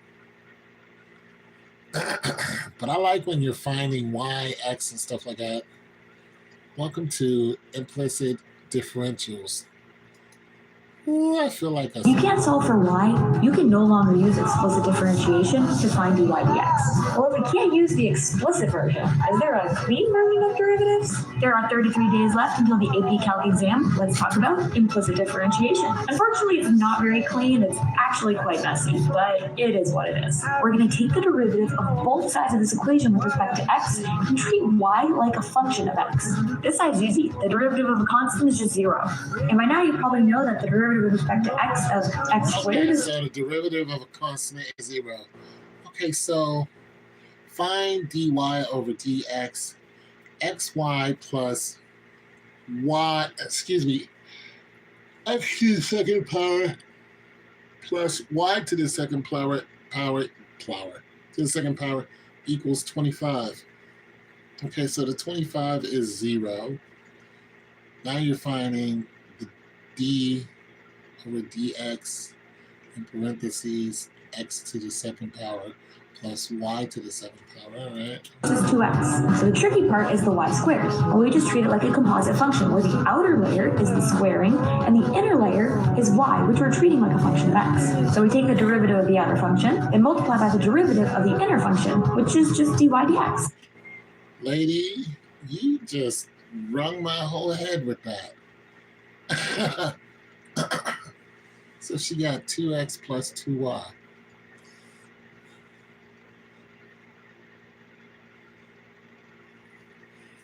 All right, that makes. And our last step is just to solve for dy dx. Ta-da! All right, dy dx equals 0, 2y, dy dx minus. Oh, so you took the 2 to the other side. So instead of positive 2x, you made it negative 2x. All right, I understand that. Dy dx, dy dx. Oh, and then you divided it. So 2x over 2y, dy dx. And then, well, yeah, if you divided it, divide it by 1. It would have took me a while to get through that, but a tutor would have got me through that.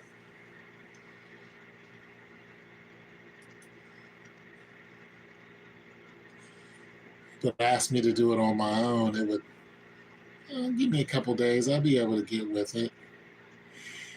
Get some food in me and and some water. And some food and some water in me. Yeah.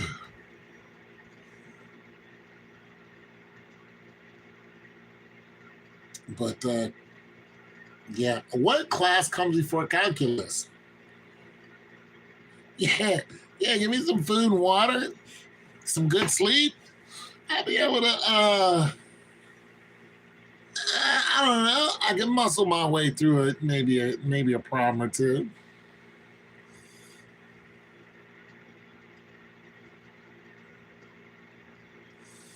You know what I'm saying? Or a problem too. So my question is, what comes before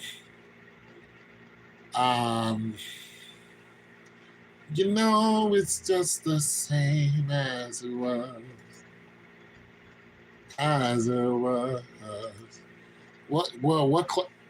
Pre-calc. What comes before pre-calc? Because you bought this item. Yeah, I bought this item, but you didn't deliver it yet. Answer the phone. It's just this. Algebra. Okay. So I got as far as algebra. I got college algebra. I got a C on it. I'm not the world's brightest when it comes to algebraic equations.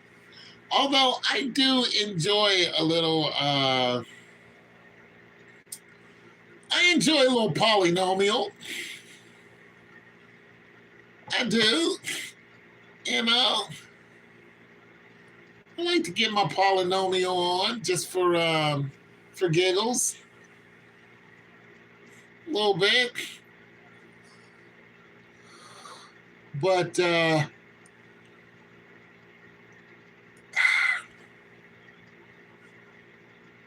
it's hard for me to imagine me going any further. Although I'd love to, because I don't know, I just have this need to want to be smarter now. Even though my brain is,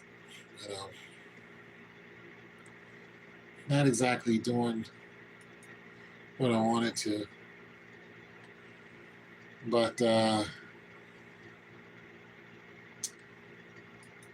yeah, I have the desire to want to be smarter.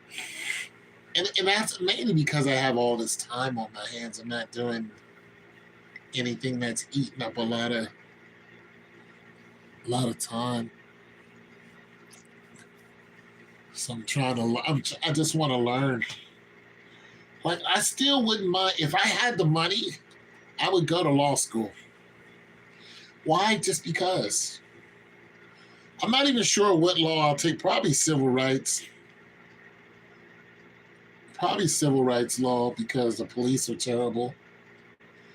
But either that or healthcare law. I'd probably get out there and, I don't know, go do some in some. I don't want to be like a corporate stooge, but I would probably, as far as healthcare is concerned, I'd be one of those lawyers they would call now that all this fraud is happening. I'd be one of those guys. Yeah, I'm hanging in there. Appreciate it. But yeah, I would be one of those guys. I'd be one of those lawyers who would be on the front line of this whole thing, because it's interesting to me. Fraud has always been interesting to me, but it's very dangerous because of the people who are doing it. Healthcare, is interesting to me all the way around. But I would love to be an attorney and walk into some of these hospitals, and just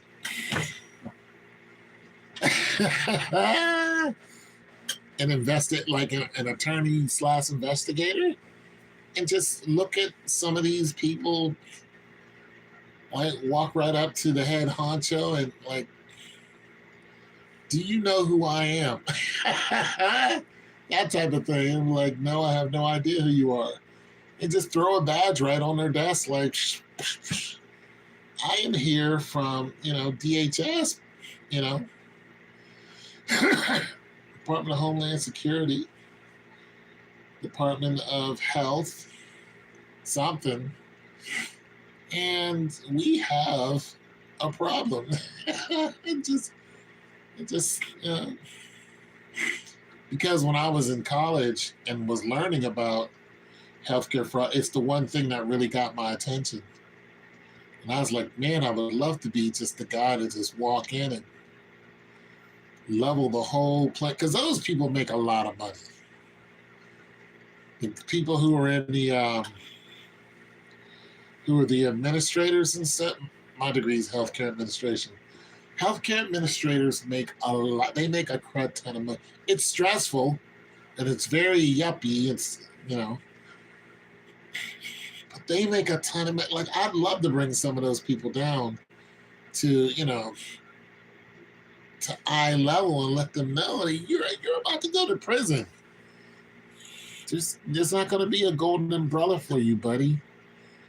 You're going to prison for fraud.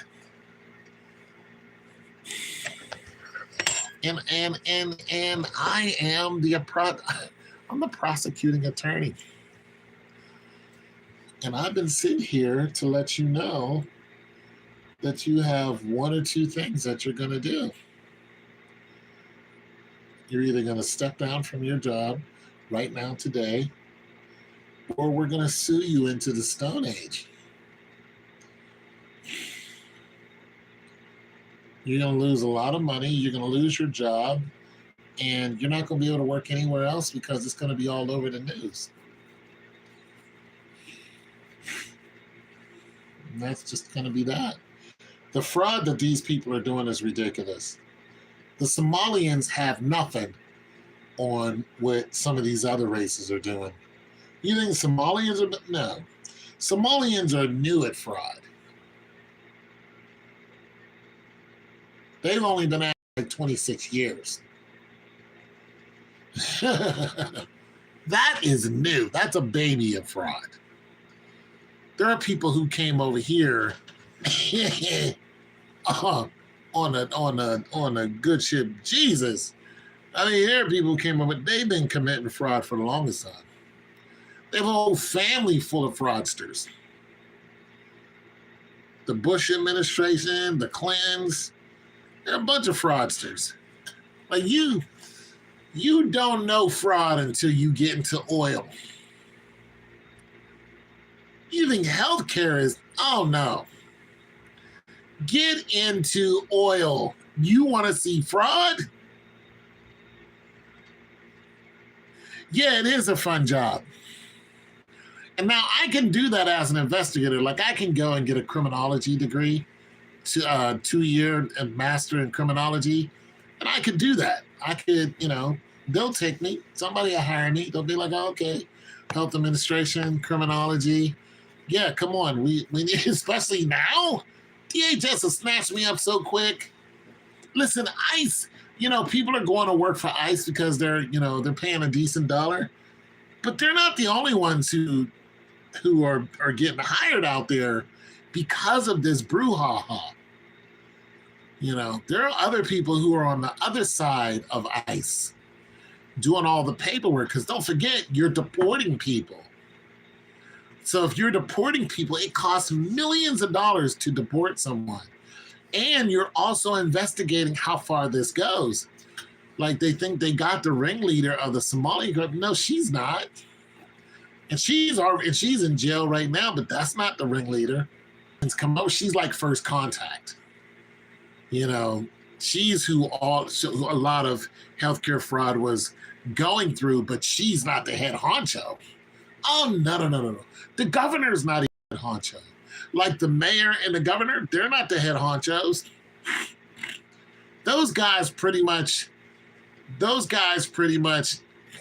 when they got into those seats, they were told what to do. Tim Walsh didn't go, you know what? I'm going to be the healthcare fraud guy to rip. No, because don't forget, Tim Walsh just tried to run again, and he just up and retired. He was like Nick Shirley got everybody in a huff. So I'm out. There's no way I'm going to win, because he's looking at being indicted. And the mayor is too. These people are looking at being in some serious indictment. Now, they're not going to go to jail, but they're going to be hit with some serious fines. And they might go to jail, but I highly doubt it. Bob Taft ripped us off for $20 million. He got no jail time whatsoever. So that's not going to happen. But those guys are not even the head honchos. There's other people who are pulling the strings, and it's at the top of it's even shadow government, because even when the president walks into these positions and they become president, there are people telling them what's going to happen. As a matter of fact, if they don't accept it, they don't become president. There are people who are really pulling the strings because they invade these countries, and then they go ahead and allow them to do certain things, especially when it comes to coming into our country and getting citizenship. Like, that's a whole. If they're gonna tear that down, they're gonna need a lot of hands on deck. That's what I'm saying. Like, it wouldn't surprise me if the government called me and said, "Hey, remember that offer we had for you, last year? We got another one for you." It just would not surprise me, because they're going to need all hands on deck. And they fired a lot of people in government. They got rid of a lot of people and said, "Hey, you guys," but they got rid of a lot of people who were there for 20 years, 25 years. So now they're like, you know what? Let's go ahead and hire some newbies, pay them a decent wage, but not with these other people we're making, and let that be the reason. We'll still save on money, and these people are fresh faces. They're gonna be gung-ho because it's a new job to them. Let's get these guys in here and rev this whole thing up, because we're gonna need a lot of people who are very cognizant of what's going on, and Nick Shirley has done that.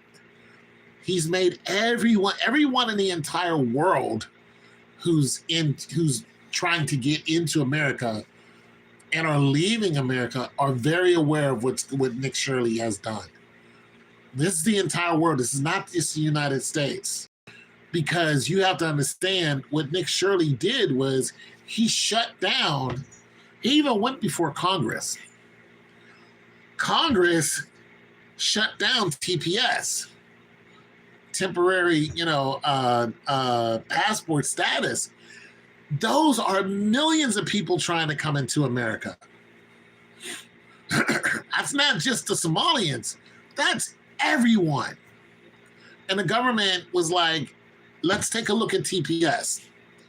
So they're not only getting rid of Somalians, they're getting rid of everyone who is TPS. By March, They're telling, and they're also telling landlords who are on HUD and all this, assisted living. They're like, we want to know who's renting at your establishment. So if you got 10 houses or 10 apartments, we want to know all 10 people who are there, because they're finding out that there are people who say they're renting, but they're not. What's happening is those people, some of them are actually dead, but the people who are in their family never left. And the bodies, it's like, what are they doing with these bodies? Because they're not doing the whole police being called and saying, hey, there's a dead body in the bedroom. Grandma passed away from OCD or whatever that is. But no, they're not doing that. They're not reporting dead grandma in the living room or in the bedroom. They're taking out bodies somewhere and they're getting rid of it. They're not reporting it, because as soon as they do, guess what? Grandma, her check was the one that was paying for this. So they're living in the place, and because it's automatic, it's an automatic thing. Once she hooks her check up to the bank, the landlord isn't coming around. The landlord's not coming around because he's getting his check. So they're living for free. But the Somalians aren't the only ones doing this. You got European nations are doing this. You got a lot of white people who are doing. Yeah, everybody, Hispanic, everybody, African, everybody was coming into America and taking advantage of that. But the buck has stopped, and it's come to a screeching halt. And by March, if the landlords do not turn in this paperwork, they're gonna start getting fined. And if say you got 5 places, and if 2 of those places, it's being fraudulent, the landlord is gonna owe the United States. So the land, it's on the landlord right now to go in and kick those people out who don't belong. The landlord has to go to these homes now. Because you gotta understand, you got some landlords who own 500 properties. They're on a high horse somewhere in another country. Their whole administrative team is going to have to go and find out who exactly is on SSI and all that. They gotta go, and they gotta go to the door. Knock on a door and say, is Mrs. So-and-so here? And if they open that door and there's 6 other people living there, then they already know they have to kick all 6 of those people out right now, because there's only supposed to be 1 person there. That's what they're doing. You got 6 people living in a 1-bedroom that's not supposed to be there. So they're going, all 6 of you are out in 3 days. You're on the street. Get out. Find somewhere else to go. None belong here. So there's going to be a lot of police being called because they even changed the law. They changed the law on squatters. Remember, squatters can go into your house, squat and say, hey, you can't come in here. The squatters can go into your house and you're in there.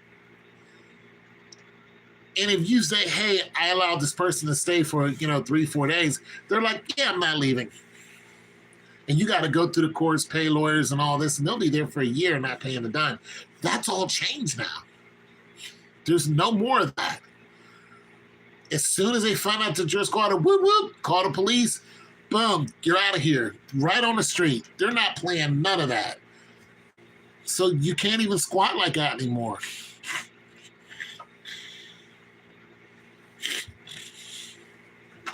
So there's none of that going on.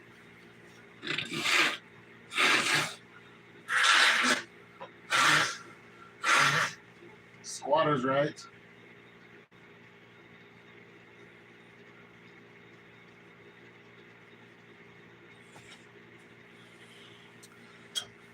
Oh, everybody left. Well, thank you guys for stopping by and saying hi.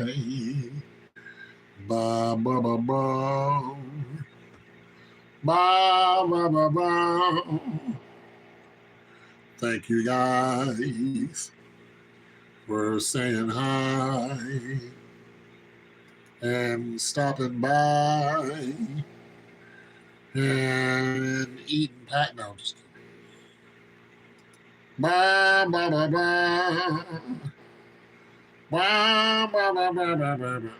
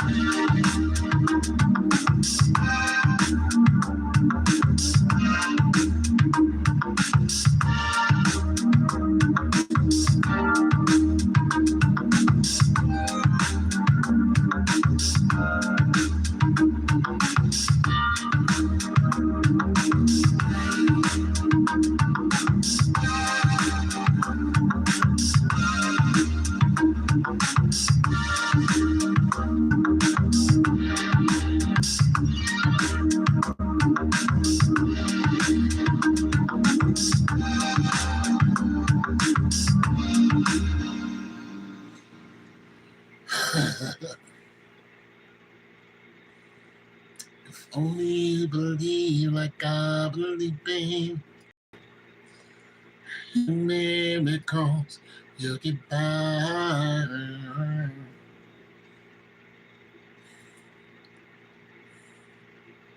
Only believe like I believe, like I believe. So would I.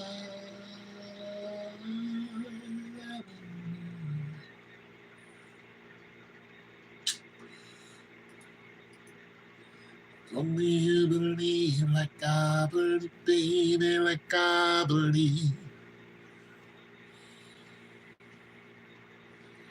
And I only be a miracle, baby, a miracle. So I only believe, baby, a miracle. I'll get by if only you believe in miracles. So what I do.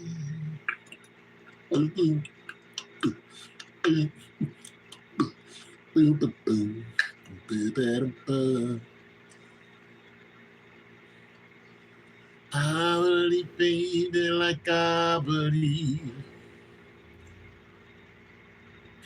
You'll get by. Miracles, baby, and miracles. So what I hit a minor note there.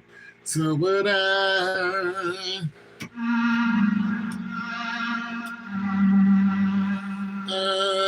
oh, wait a minute.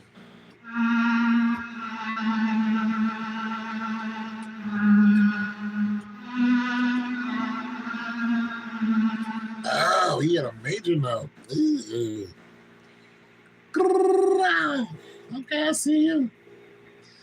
If only you believe like I believe, baby, like I believe. I think that was a major note. Let's see this. Let me see something. Pre-calculus.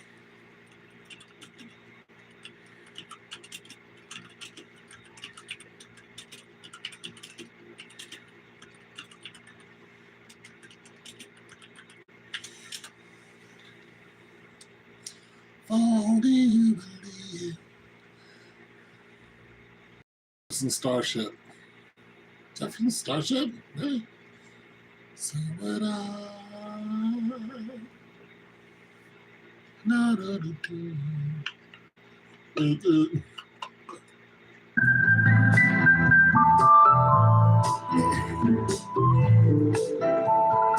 only you believe like I believe, baby, like I believe, we get by. Oh, I see. It's sang in a major. So would I. There's a major note.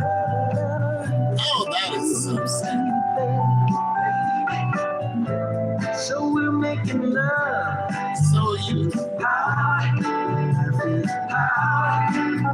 there's really nothing we can do. If we want we could exist on the stars. If it's so easy. All we gotta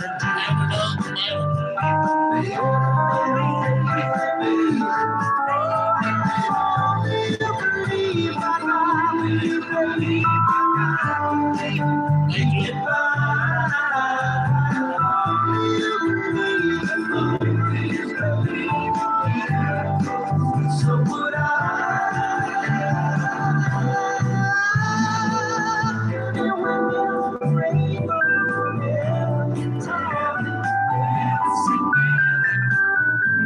I feel like spreading and dance whenever you ripple like the river when I touch you.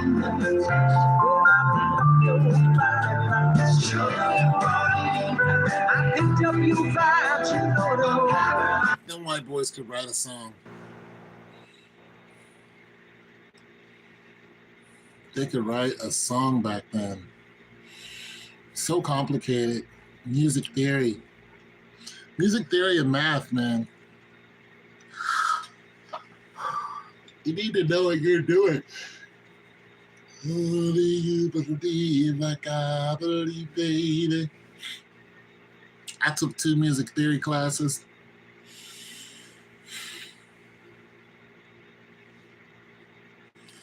Rang my whole head, gave me headaches. But I took them.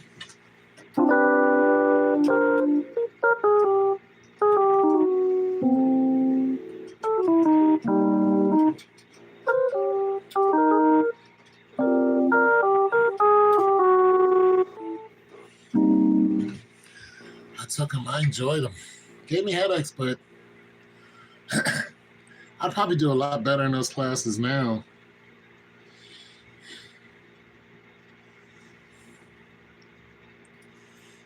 Boom, boom, boom, boom, boom, boom, boom, boom, boom, boom, boom, boom, boom, hey, boom, boom.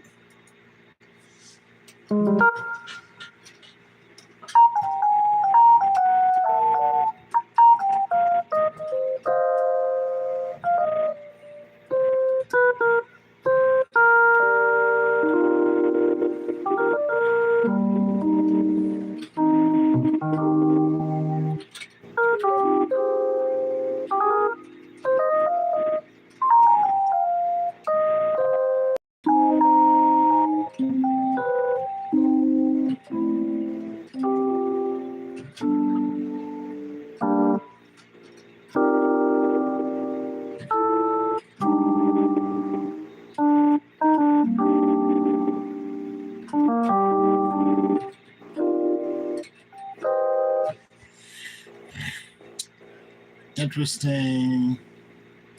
The only music class related I took was, music theory.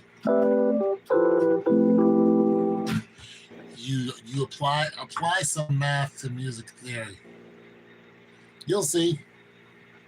Take one class. You'll be like, oh, let's see what he's talking about. It'll string you'll notice your you'll notice your brain working in the same direction. Now, what's interesting is when it comes to music theory, you will look at a piano and you'll look at it as numbers. So you'll be like, there are 7 notes.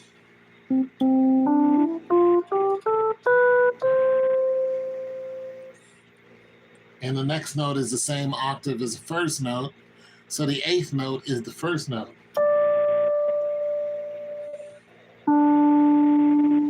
It's just an octave higher or lower.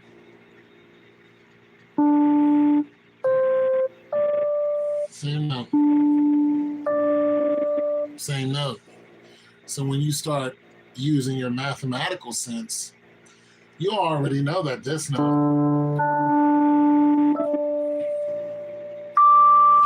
And then once you start applying, you go, okay, well, if this is this and this is this, if I go a half step, that's a half step. I go a whole step, a whole note. But let's see if you're doing a trifecta. That's one whole step. Yeah. And it's easy to grasp when you're good at math. So when you go a half step,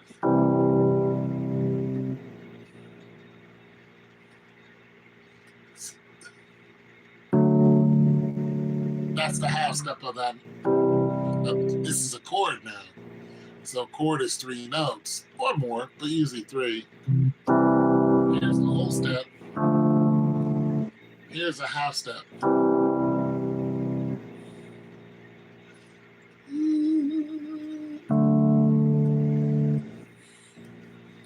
And then when you start putting the numbers and the letters together, you know, A, B, C, D, E, F, G, and then back to A, then you'll start noticing then when you start getting into your flats and your majors, A flat, A, B flat, B, C, C sharp, you know, your sharps and your majors.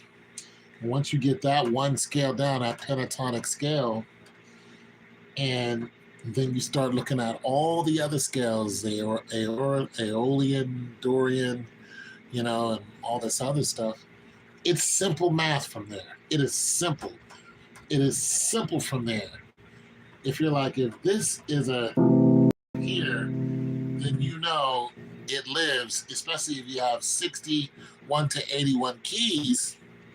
You go, okay, well, there's 81 keys, so this is going to be in this keyboard. That note is going to be in this keyboard only so many times. So now you're operating the whole keyboard because you know it's all the same thing.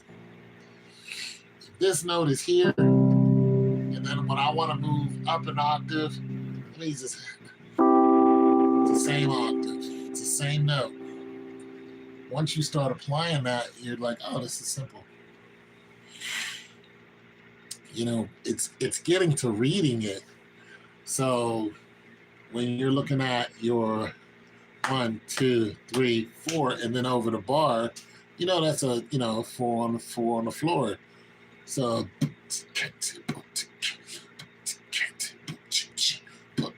that's 4. You know, so you're looking at your bars, then you're looking at your beats and your measures and your half measures. Now, when you start dipping into jazz or even Latino music, because they don't do the, they go or something like that, and you start listening to some, you know, island music, depends on which one, but you know, you'll get in a bunk, bunk, bunk, bunk, bunk, bunk, bunk, bunk. And then it gets a lot deeper than that, and 17 eighths and all this other stuff. when you get into your jazz. You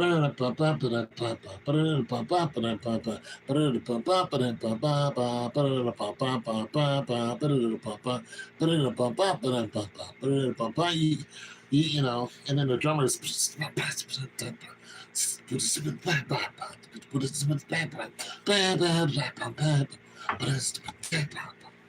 You know, once they understand what beat measure it is, and then you listen to your bass line, the bass is going boom, boom, boom, boom, boom, boom, boom, boom, boom, boom. You already know once they go 4 measures, you know pretty much where they're going, and you know, for that's going to give you your measure.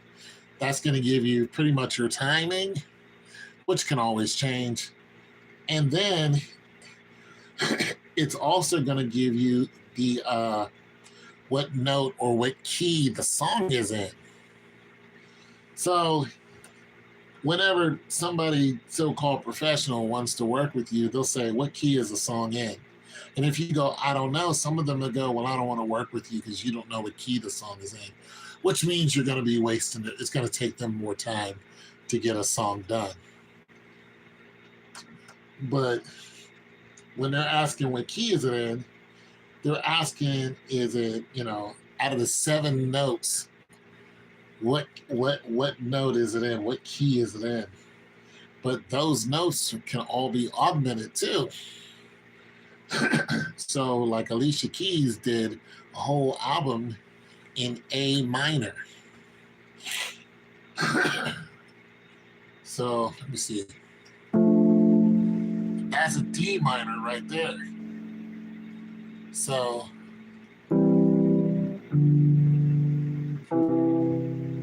this is what she did right here.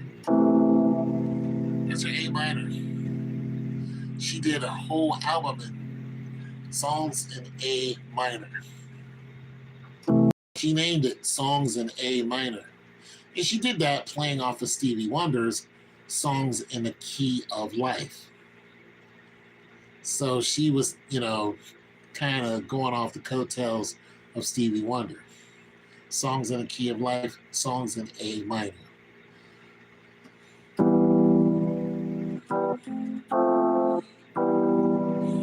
E minor, F, G, A. A minor right there. What's that? That's an A diminished.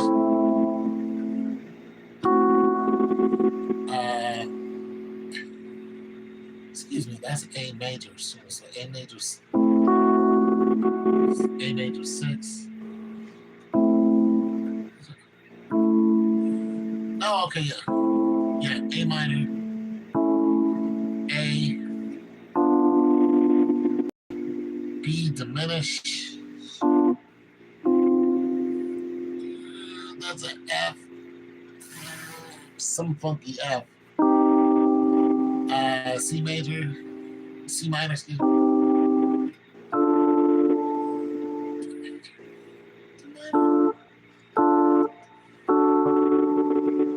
D minor. No, these are majors. I'm messing them up. Like I said, I struggled. I struggled in music theory. But even though I liked it, I liked the struggle that I went through. So the good thing about this keyboard is it's telling me what key I'm in.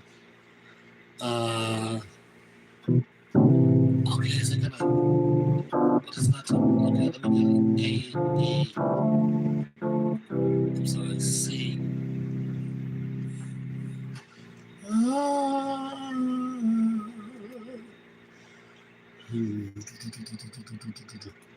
Well, let me do this.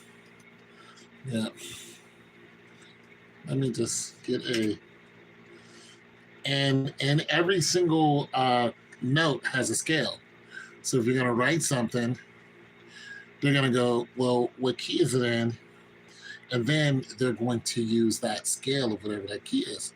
So if you're writing a song in a C major, then you can use the C major scale. See how it all adds on? It's just like a mathematical problem. And it all goes together. And of course, there are people who switch it up, especially in jazz. They switch it up because you can start off in, just like this song here by Jefferson Starship, they start off in a minor, actually, and then they go to a major, and then they go into a minor. So let's go C minor scale. Let's see what this looks like. A C minor scale is now,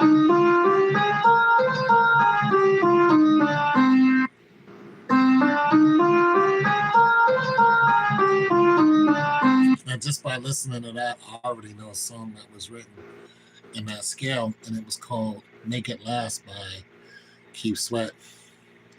Ding, ding, ding, ding, ding, ding, ding, make it last. So just by hearing that, I already know. And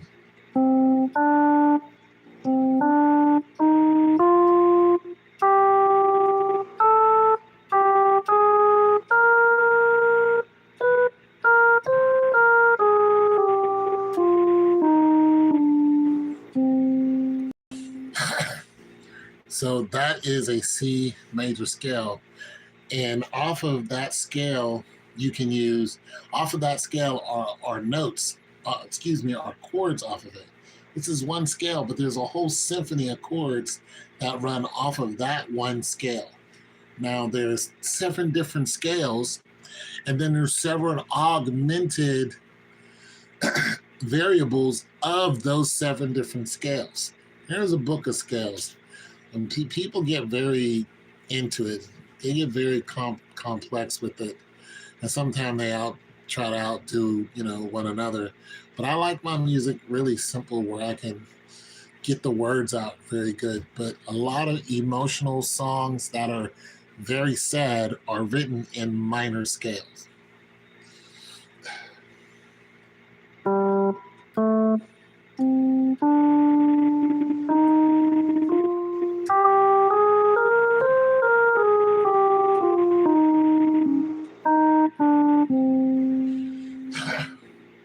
That's a C minor scale.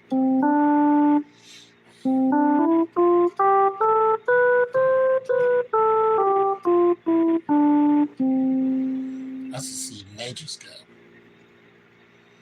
So the minor, that is a minor note. This is a major note. That's a major note. One of them sounds negative, the other one sounds positive. Minor, major, both in C. Major, minor. So it gets involved, but somebody with your talent would it probably wouldn't hurt you to learn how to play a piano. It probably do you some. It would probably relax you to be able to sit down and get a little busy. I mean, once you hit 35, 40 and you're relaxed, get yourself a little, I don't know,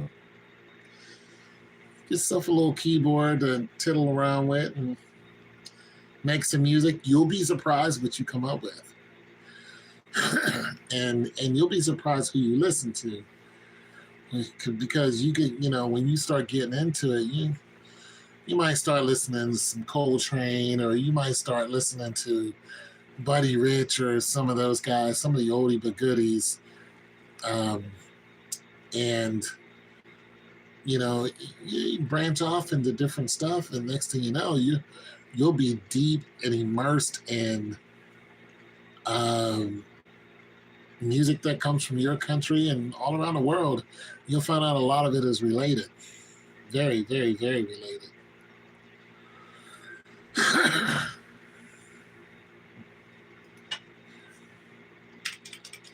C major scale. And it'll help culture you, even in your conversation. You'll be like, it'll mature you.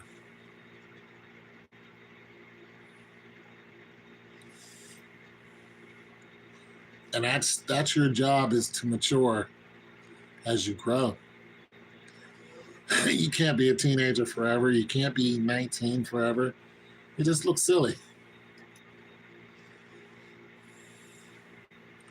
The famous 4+1 method is the fastest way by far to memorize all the major and minor chords and remember them forever. We're going to take the complexity of all these chords and simplify them into 4 basic chord shapes. And then we add an important last step to solidify these so that you never forget. This step's absolutely critical for adult beginners, so please do not skip it. Let's get started. All right, so first we're going to start with the major chords. Now, every major chord is made up of 3 notes: the bottom note, the middle note, and the top note, with a space in between each. Now, this first shape I call the hamburger shape because it kind of looks like a hamburger with the bun, the hamburger, and the bun on top. But the official name is white, white, white, because guess what? It's all white notes. I know, real challenging, huh? Now, this hamburger shape is used for 3 chords. The first is C major. So to find a C major chord, simply start on C, and then find your hamburger shape, and boom, that's a C major chord. The second is F major. So to find an F major chord, find your F, the hamburger shape, and this is an F major chord. And the third is a G major chord. Same thing, find your G and build your hamburger, and this is a G major chord. So now you know your first 3 chords, C, F, and G. But there's a genius trick to remember that C, F, and G are the white note chords. You're going to use a simple mnemonic device. Take some thinking, hopefully it does think. Yeah, I know how to play the guitar a little bit. That's how I wrote all those songs. I went and picked up the guitar, and next thing you know, I started writing all these sad songs.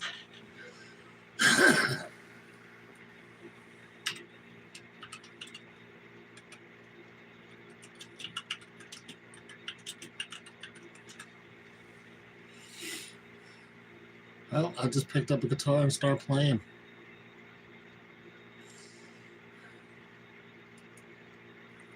And then I published it and put it on YouTube. It's my song right here. It's on YouTube. It's my song.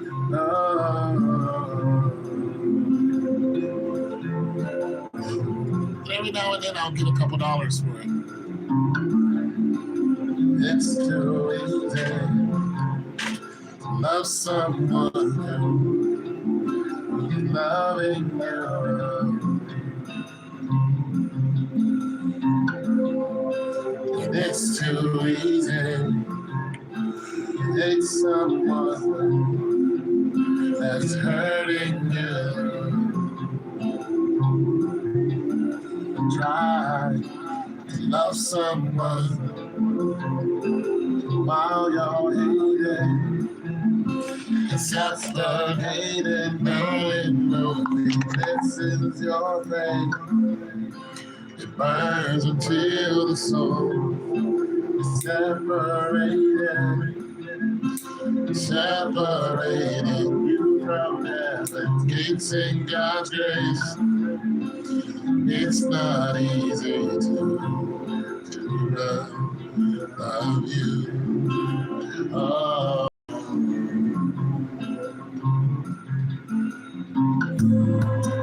Life and breathing changes seasons. The fall inhales her, winter tells her when she's leaving. She can't help it. She has her reasons. The clocks inside her ventricles are barely beating. A frozen love, he's a trail. A Footprints in the snow, footprints in your soul. It's cold enough to freeze a trail. Another of the silhouette haunting every breath.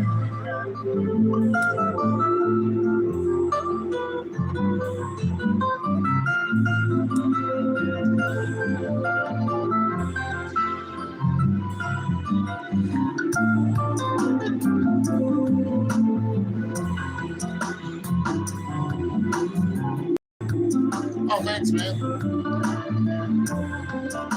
I produced it on the Mac.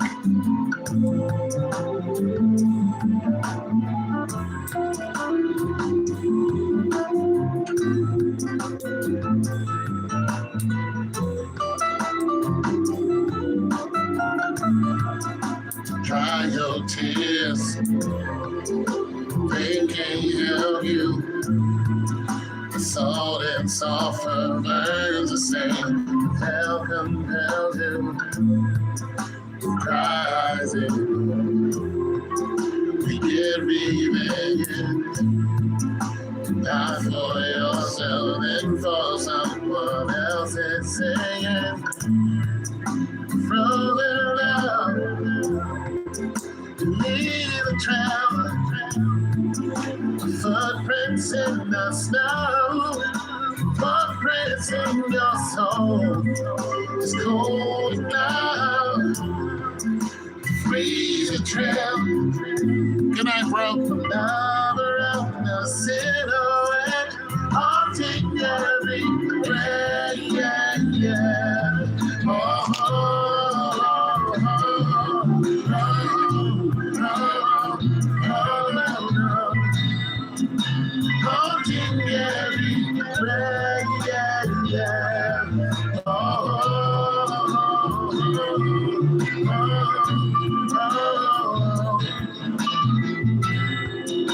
haunting every.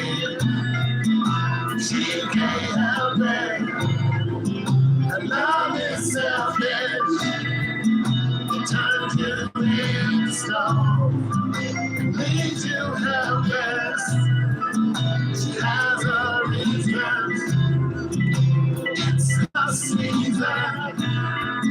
The clock's inside her ventricles. Down her winter. Oh, oh, oh, oh,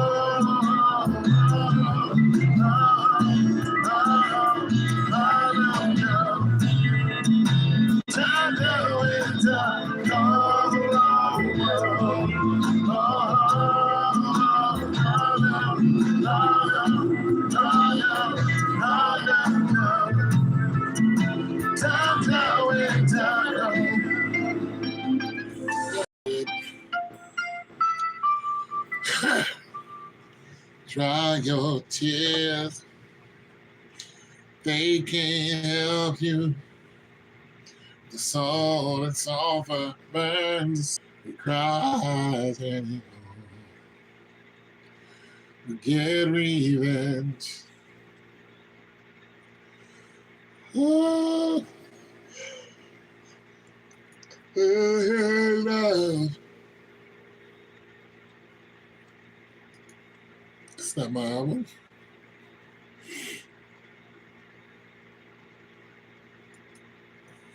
Who's this guy? Red. It's a shade of passion. The pulse of ambition. The fire that refused. How do you get my song? Tone, this is not.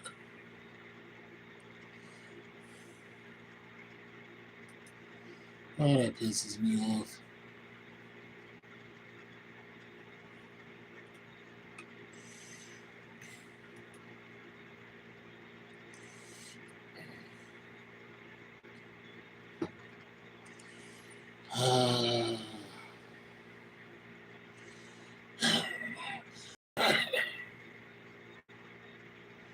How do people end up with your music?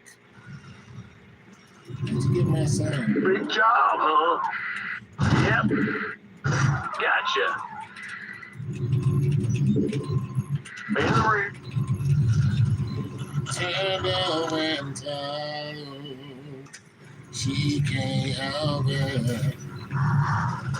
Love is sad Bad news. in the stone. So I'm playing StarCraft right now. I'm sleepy, but I know if I lay down, I'm not gonna go to sleep. I'm just gonna be laying there. What's going on? I can't sleep. I'll be up to like late at night SCV trying ready. to sleep, and I'm just scrolling.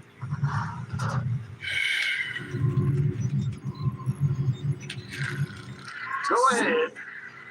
What are you doing? Just SCV ready. scrolling, looking at whatever's out there.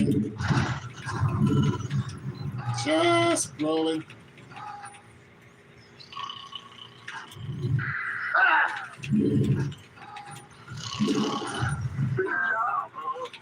SCV ready.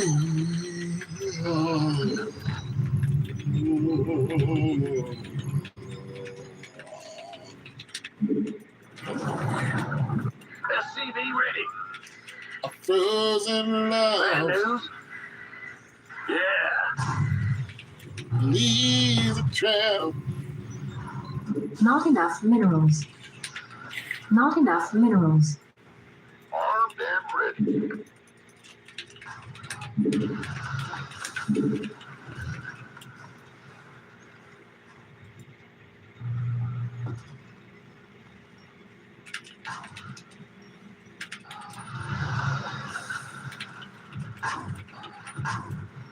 Command center upgrade. Not enough minerals.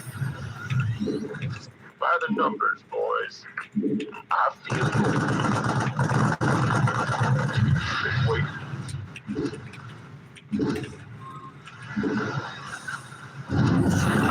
Not enough minerals. You gonna give me orders? Command center upgrade complete. Can't wait. Add-on complete.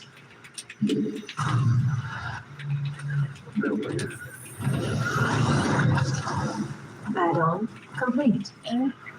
Huh? This better be good. Got it. Looking forward to it. Base is under attack. Good job, huh? Go ahead. In the rear with the Not enough minerals. Footprints in Guys, been waiting on you. footprints in your SCV ready. Bad news. and all of this Coming through. minus Twitter was. By the Minus numbers. Twitter. Been waiting on you. Go. And all of This this better be good. minus Armed and Twitter ready. was. This better be Who good. knows what minus So, Twitter was?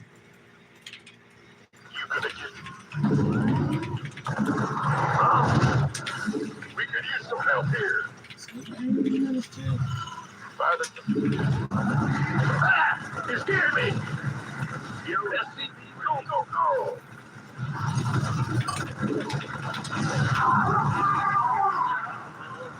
Who wants some? Not enough minerals. By the numbers, boys. Go! Oh! Oh! Arms and ready. Order. Get heavy.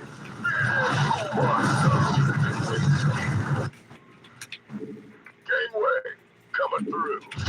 In all of this By the minus numbers, Twitter boys. was. You want a piece of me, boy? Minus Twitter. Been waiting on you. In the rear with go! Go ahead. Bad news. You want a piece of me, boy?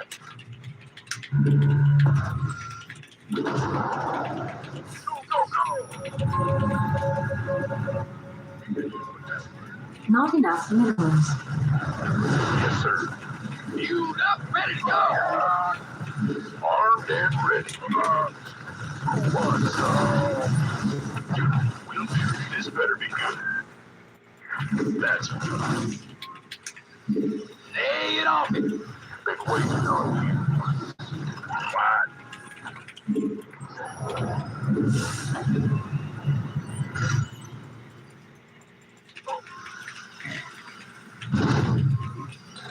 Oh, it's on. Go ahead. You want to Research complete.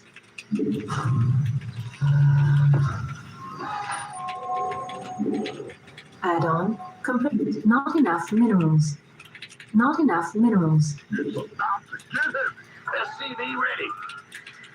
Additional supply depots. Not enough minerals.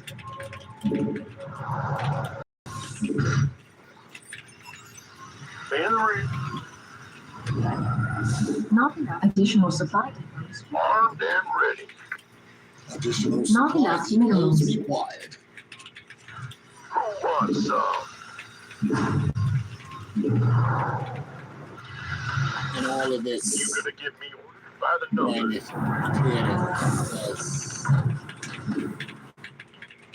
Additional supply depots required. Yes, sir. Research complete. Additional supply depots required.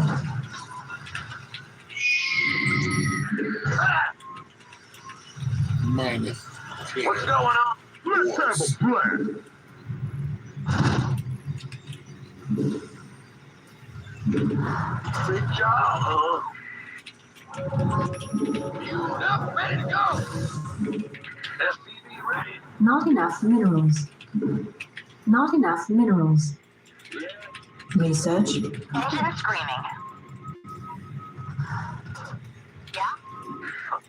Go ahead. SCV, command center upgrade complete. SCV ready.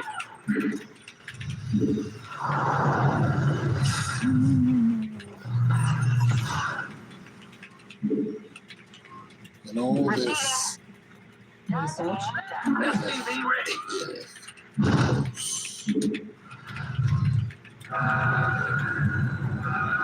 SCV ready. It's your dime. SCV ready.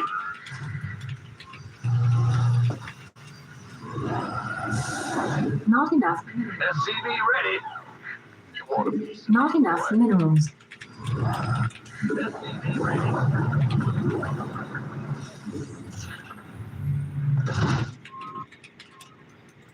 Armed.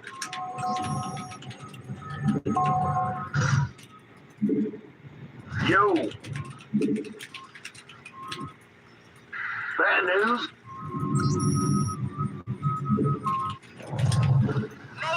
Mayday! SCV ready. Right. Our SCV is under attack. Sure. I'll be there. Lay it on me. You gonna give me orders? You want a piece of me, boy?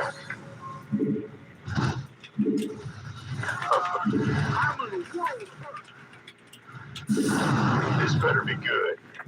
God, been waiting. Mayday! Who called in the fleet?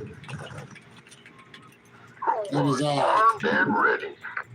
Numbers, boys. Why not? You gonna give me orders? This better be good. That's fine. Go.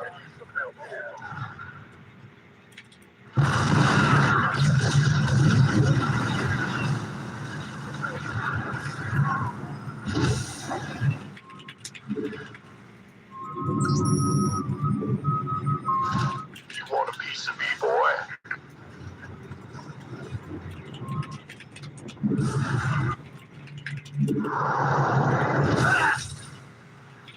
Add-on complete. What is it? Armed and ready.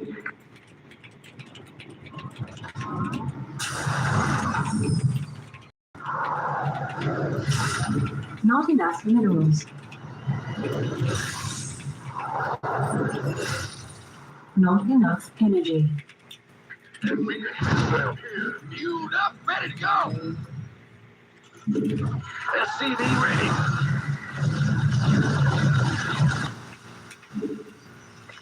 SCV ready.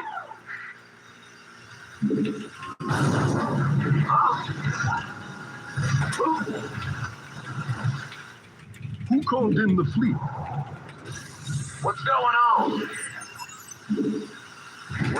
Gangway, coming through. What's that? Moving. Who wants some? Additional supply depots required. Go, go, go! SCV ready. Additional supply depots required. Ready. Who called in the Some help here.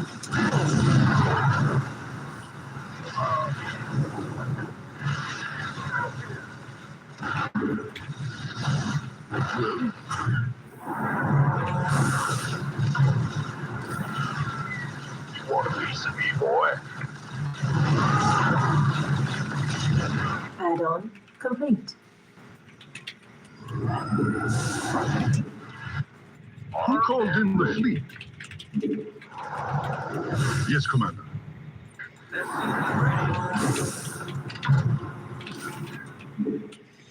By the numbers. Be ready. Mineral field depleted. Research complete. What is it? SCV ready. Additional supply depots required. Gangway, coming. SCV ready. Additional supply depots required. Additional supply depots required. What's going on? You gonna give me orders? Oh yeah.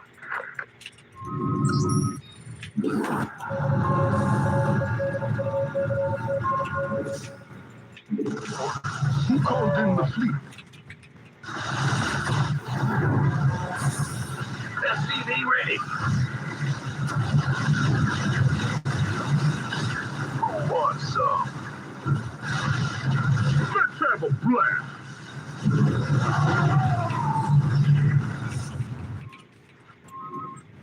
Touch.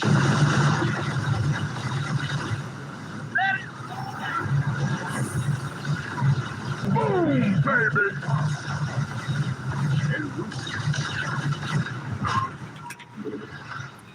Well, Hey, yo. Well, butter my biscuit. Insufficient Vespine gas. Mineral field depleted. You want it up, ready to go.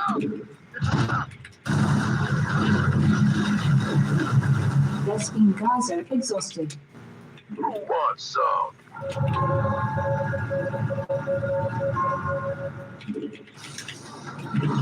This better be good.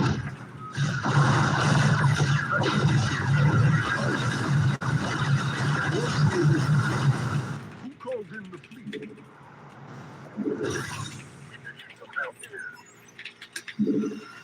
Brand new, armed and ready.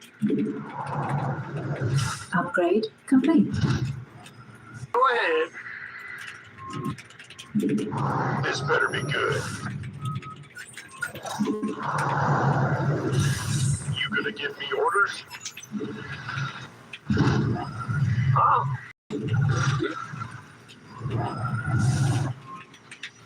Mineral field insufficient Vespine gas. Henry wants some. What's going on? You want a piece of me, boy? Add-on complete. I'm going.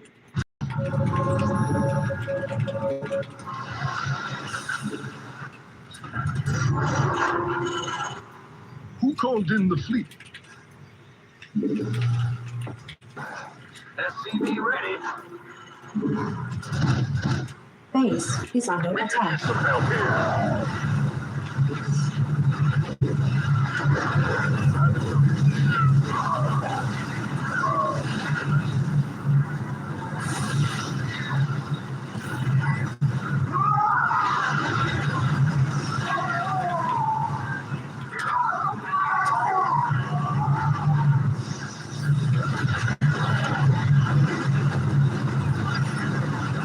Mineral field depleted.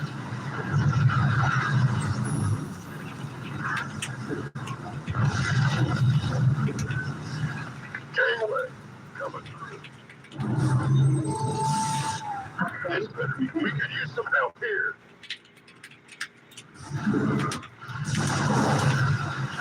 Good job. Upgrade complete. Who called in? Our SCVs are under attack. Armed and ready. We could use some help Base here. is under Ready, attack. runner.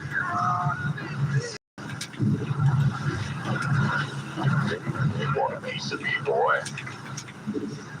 Vespene Gaza exhausted. Go, go, go! Online.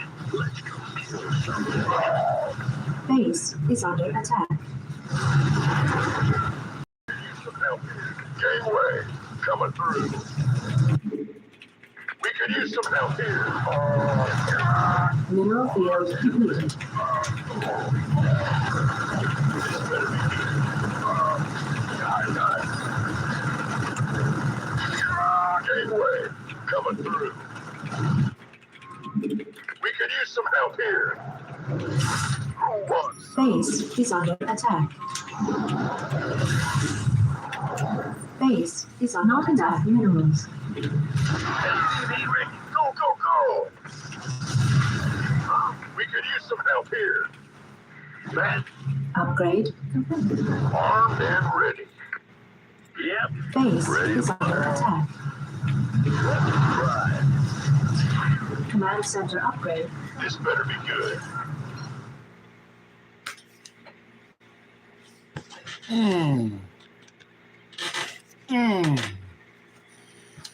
Good night, all.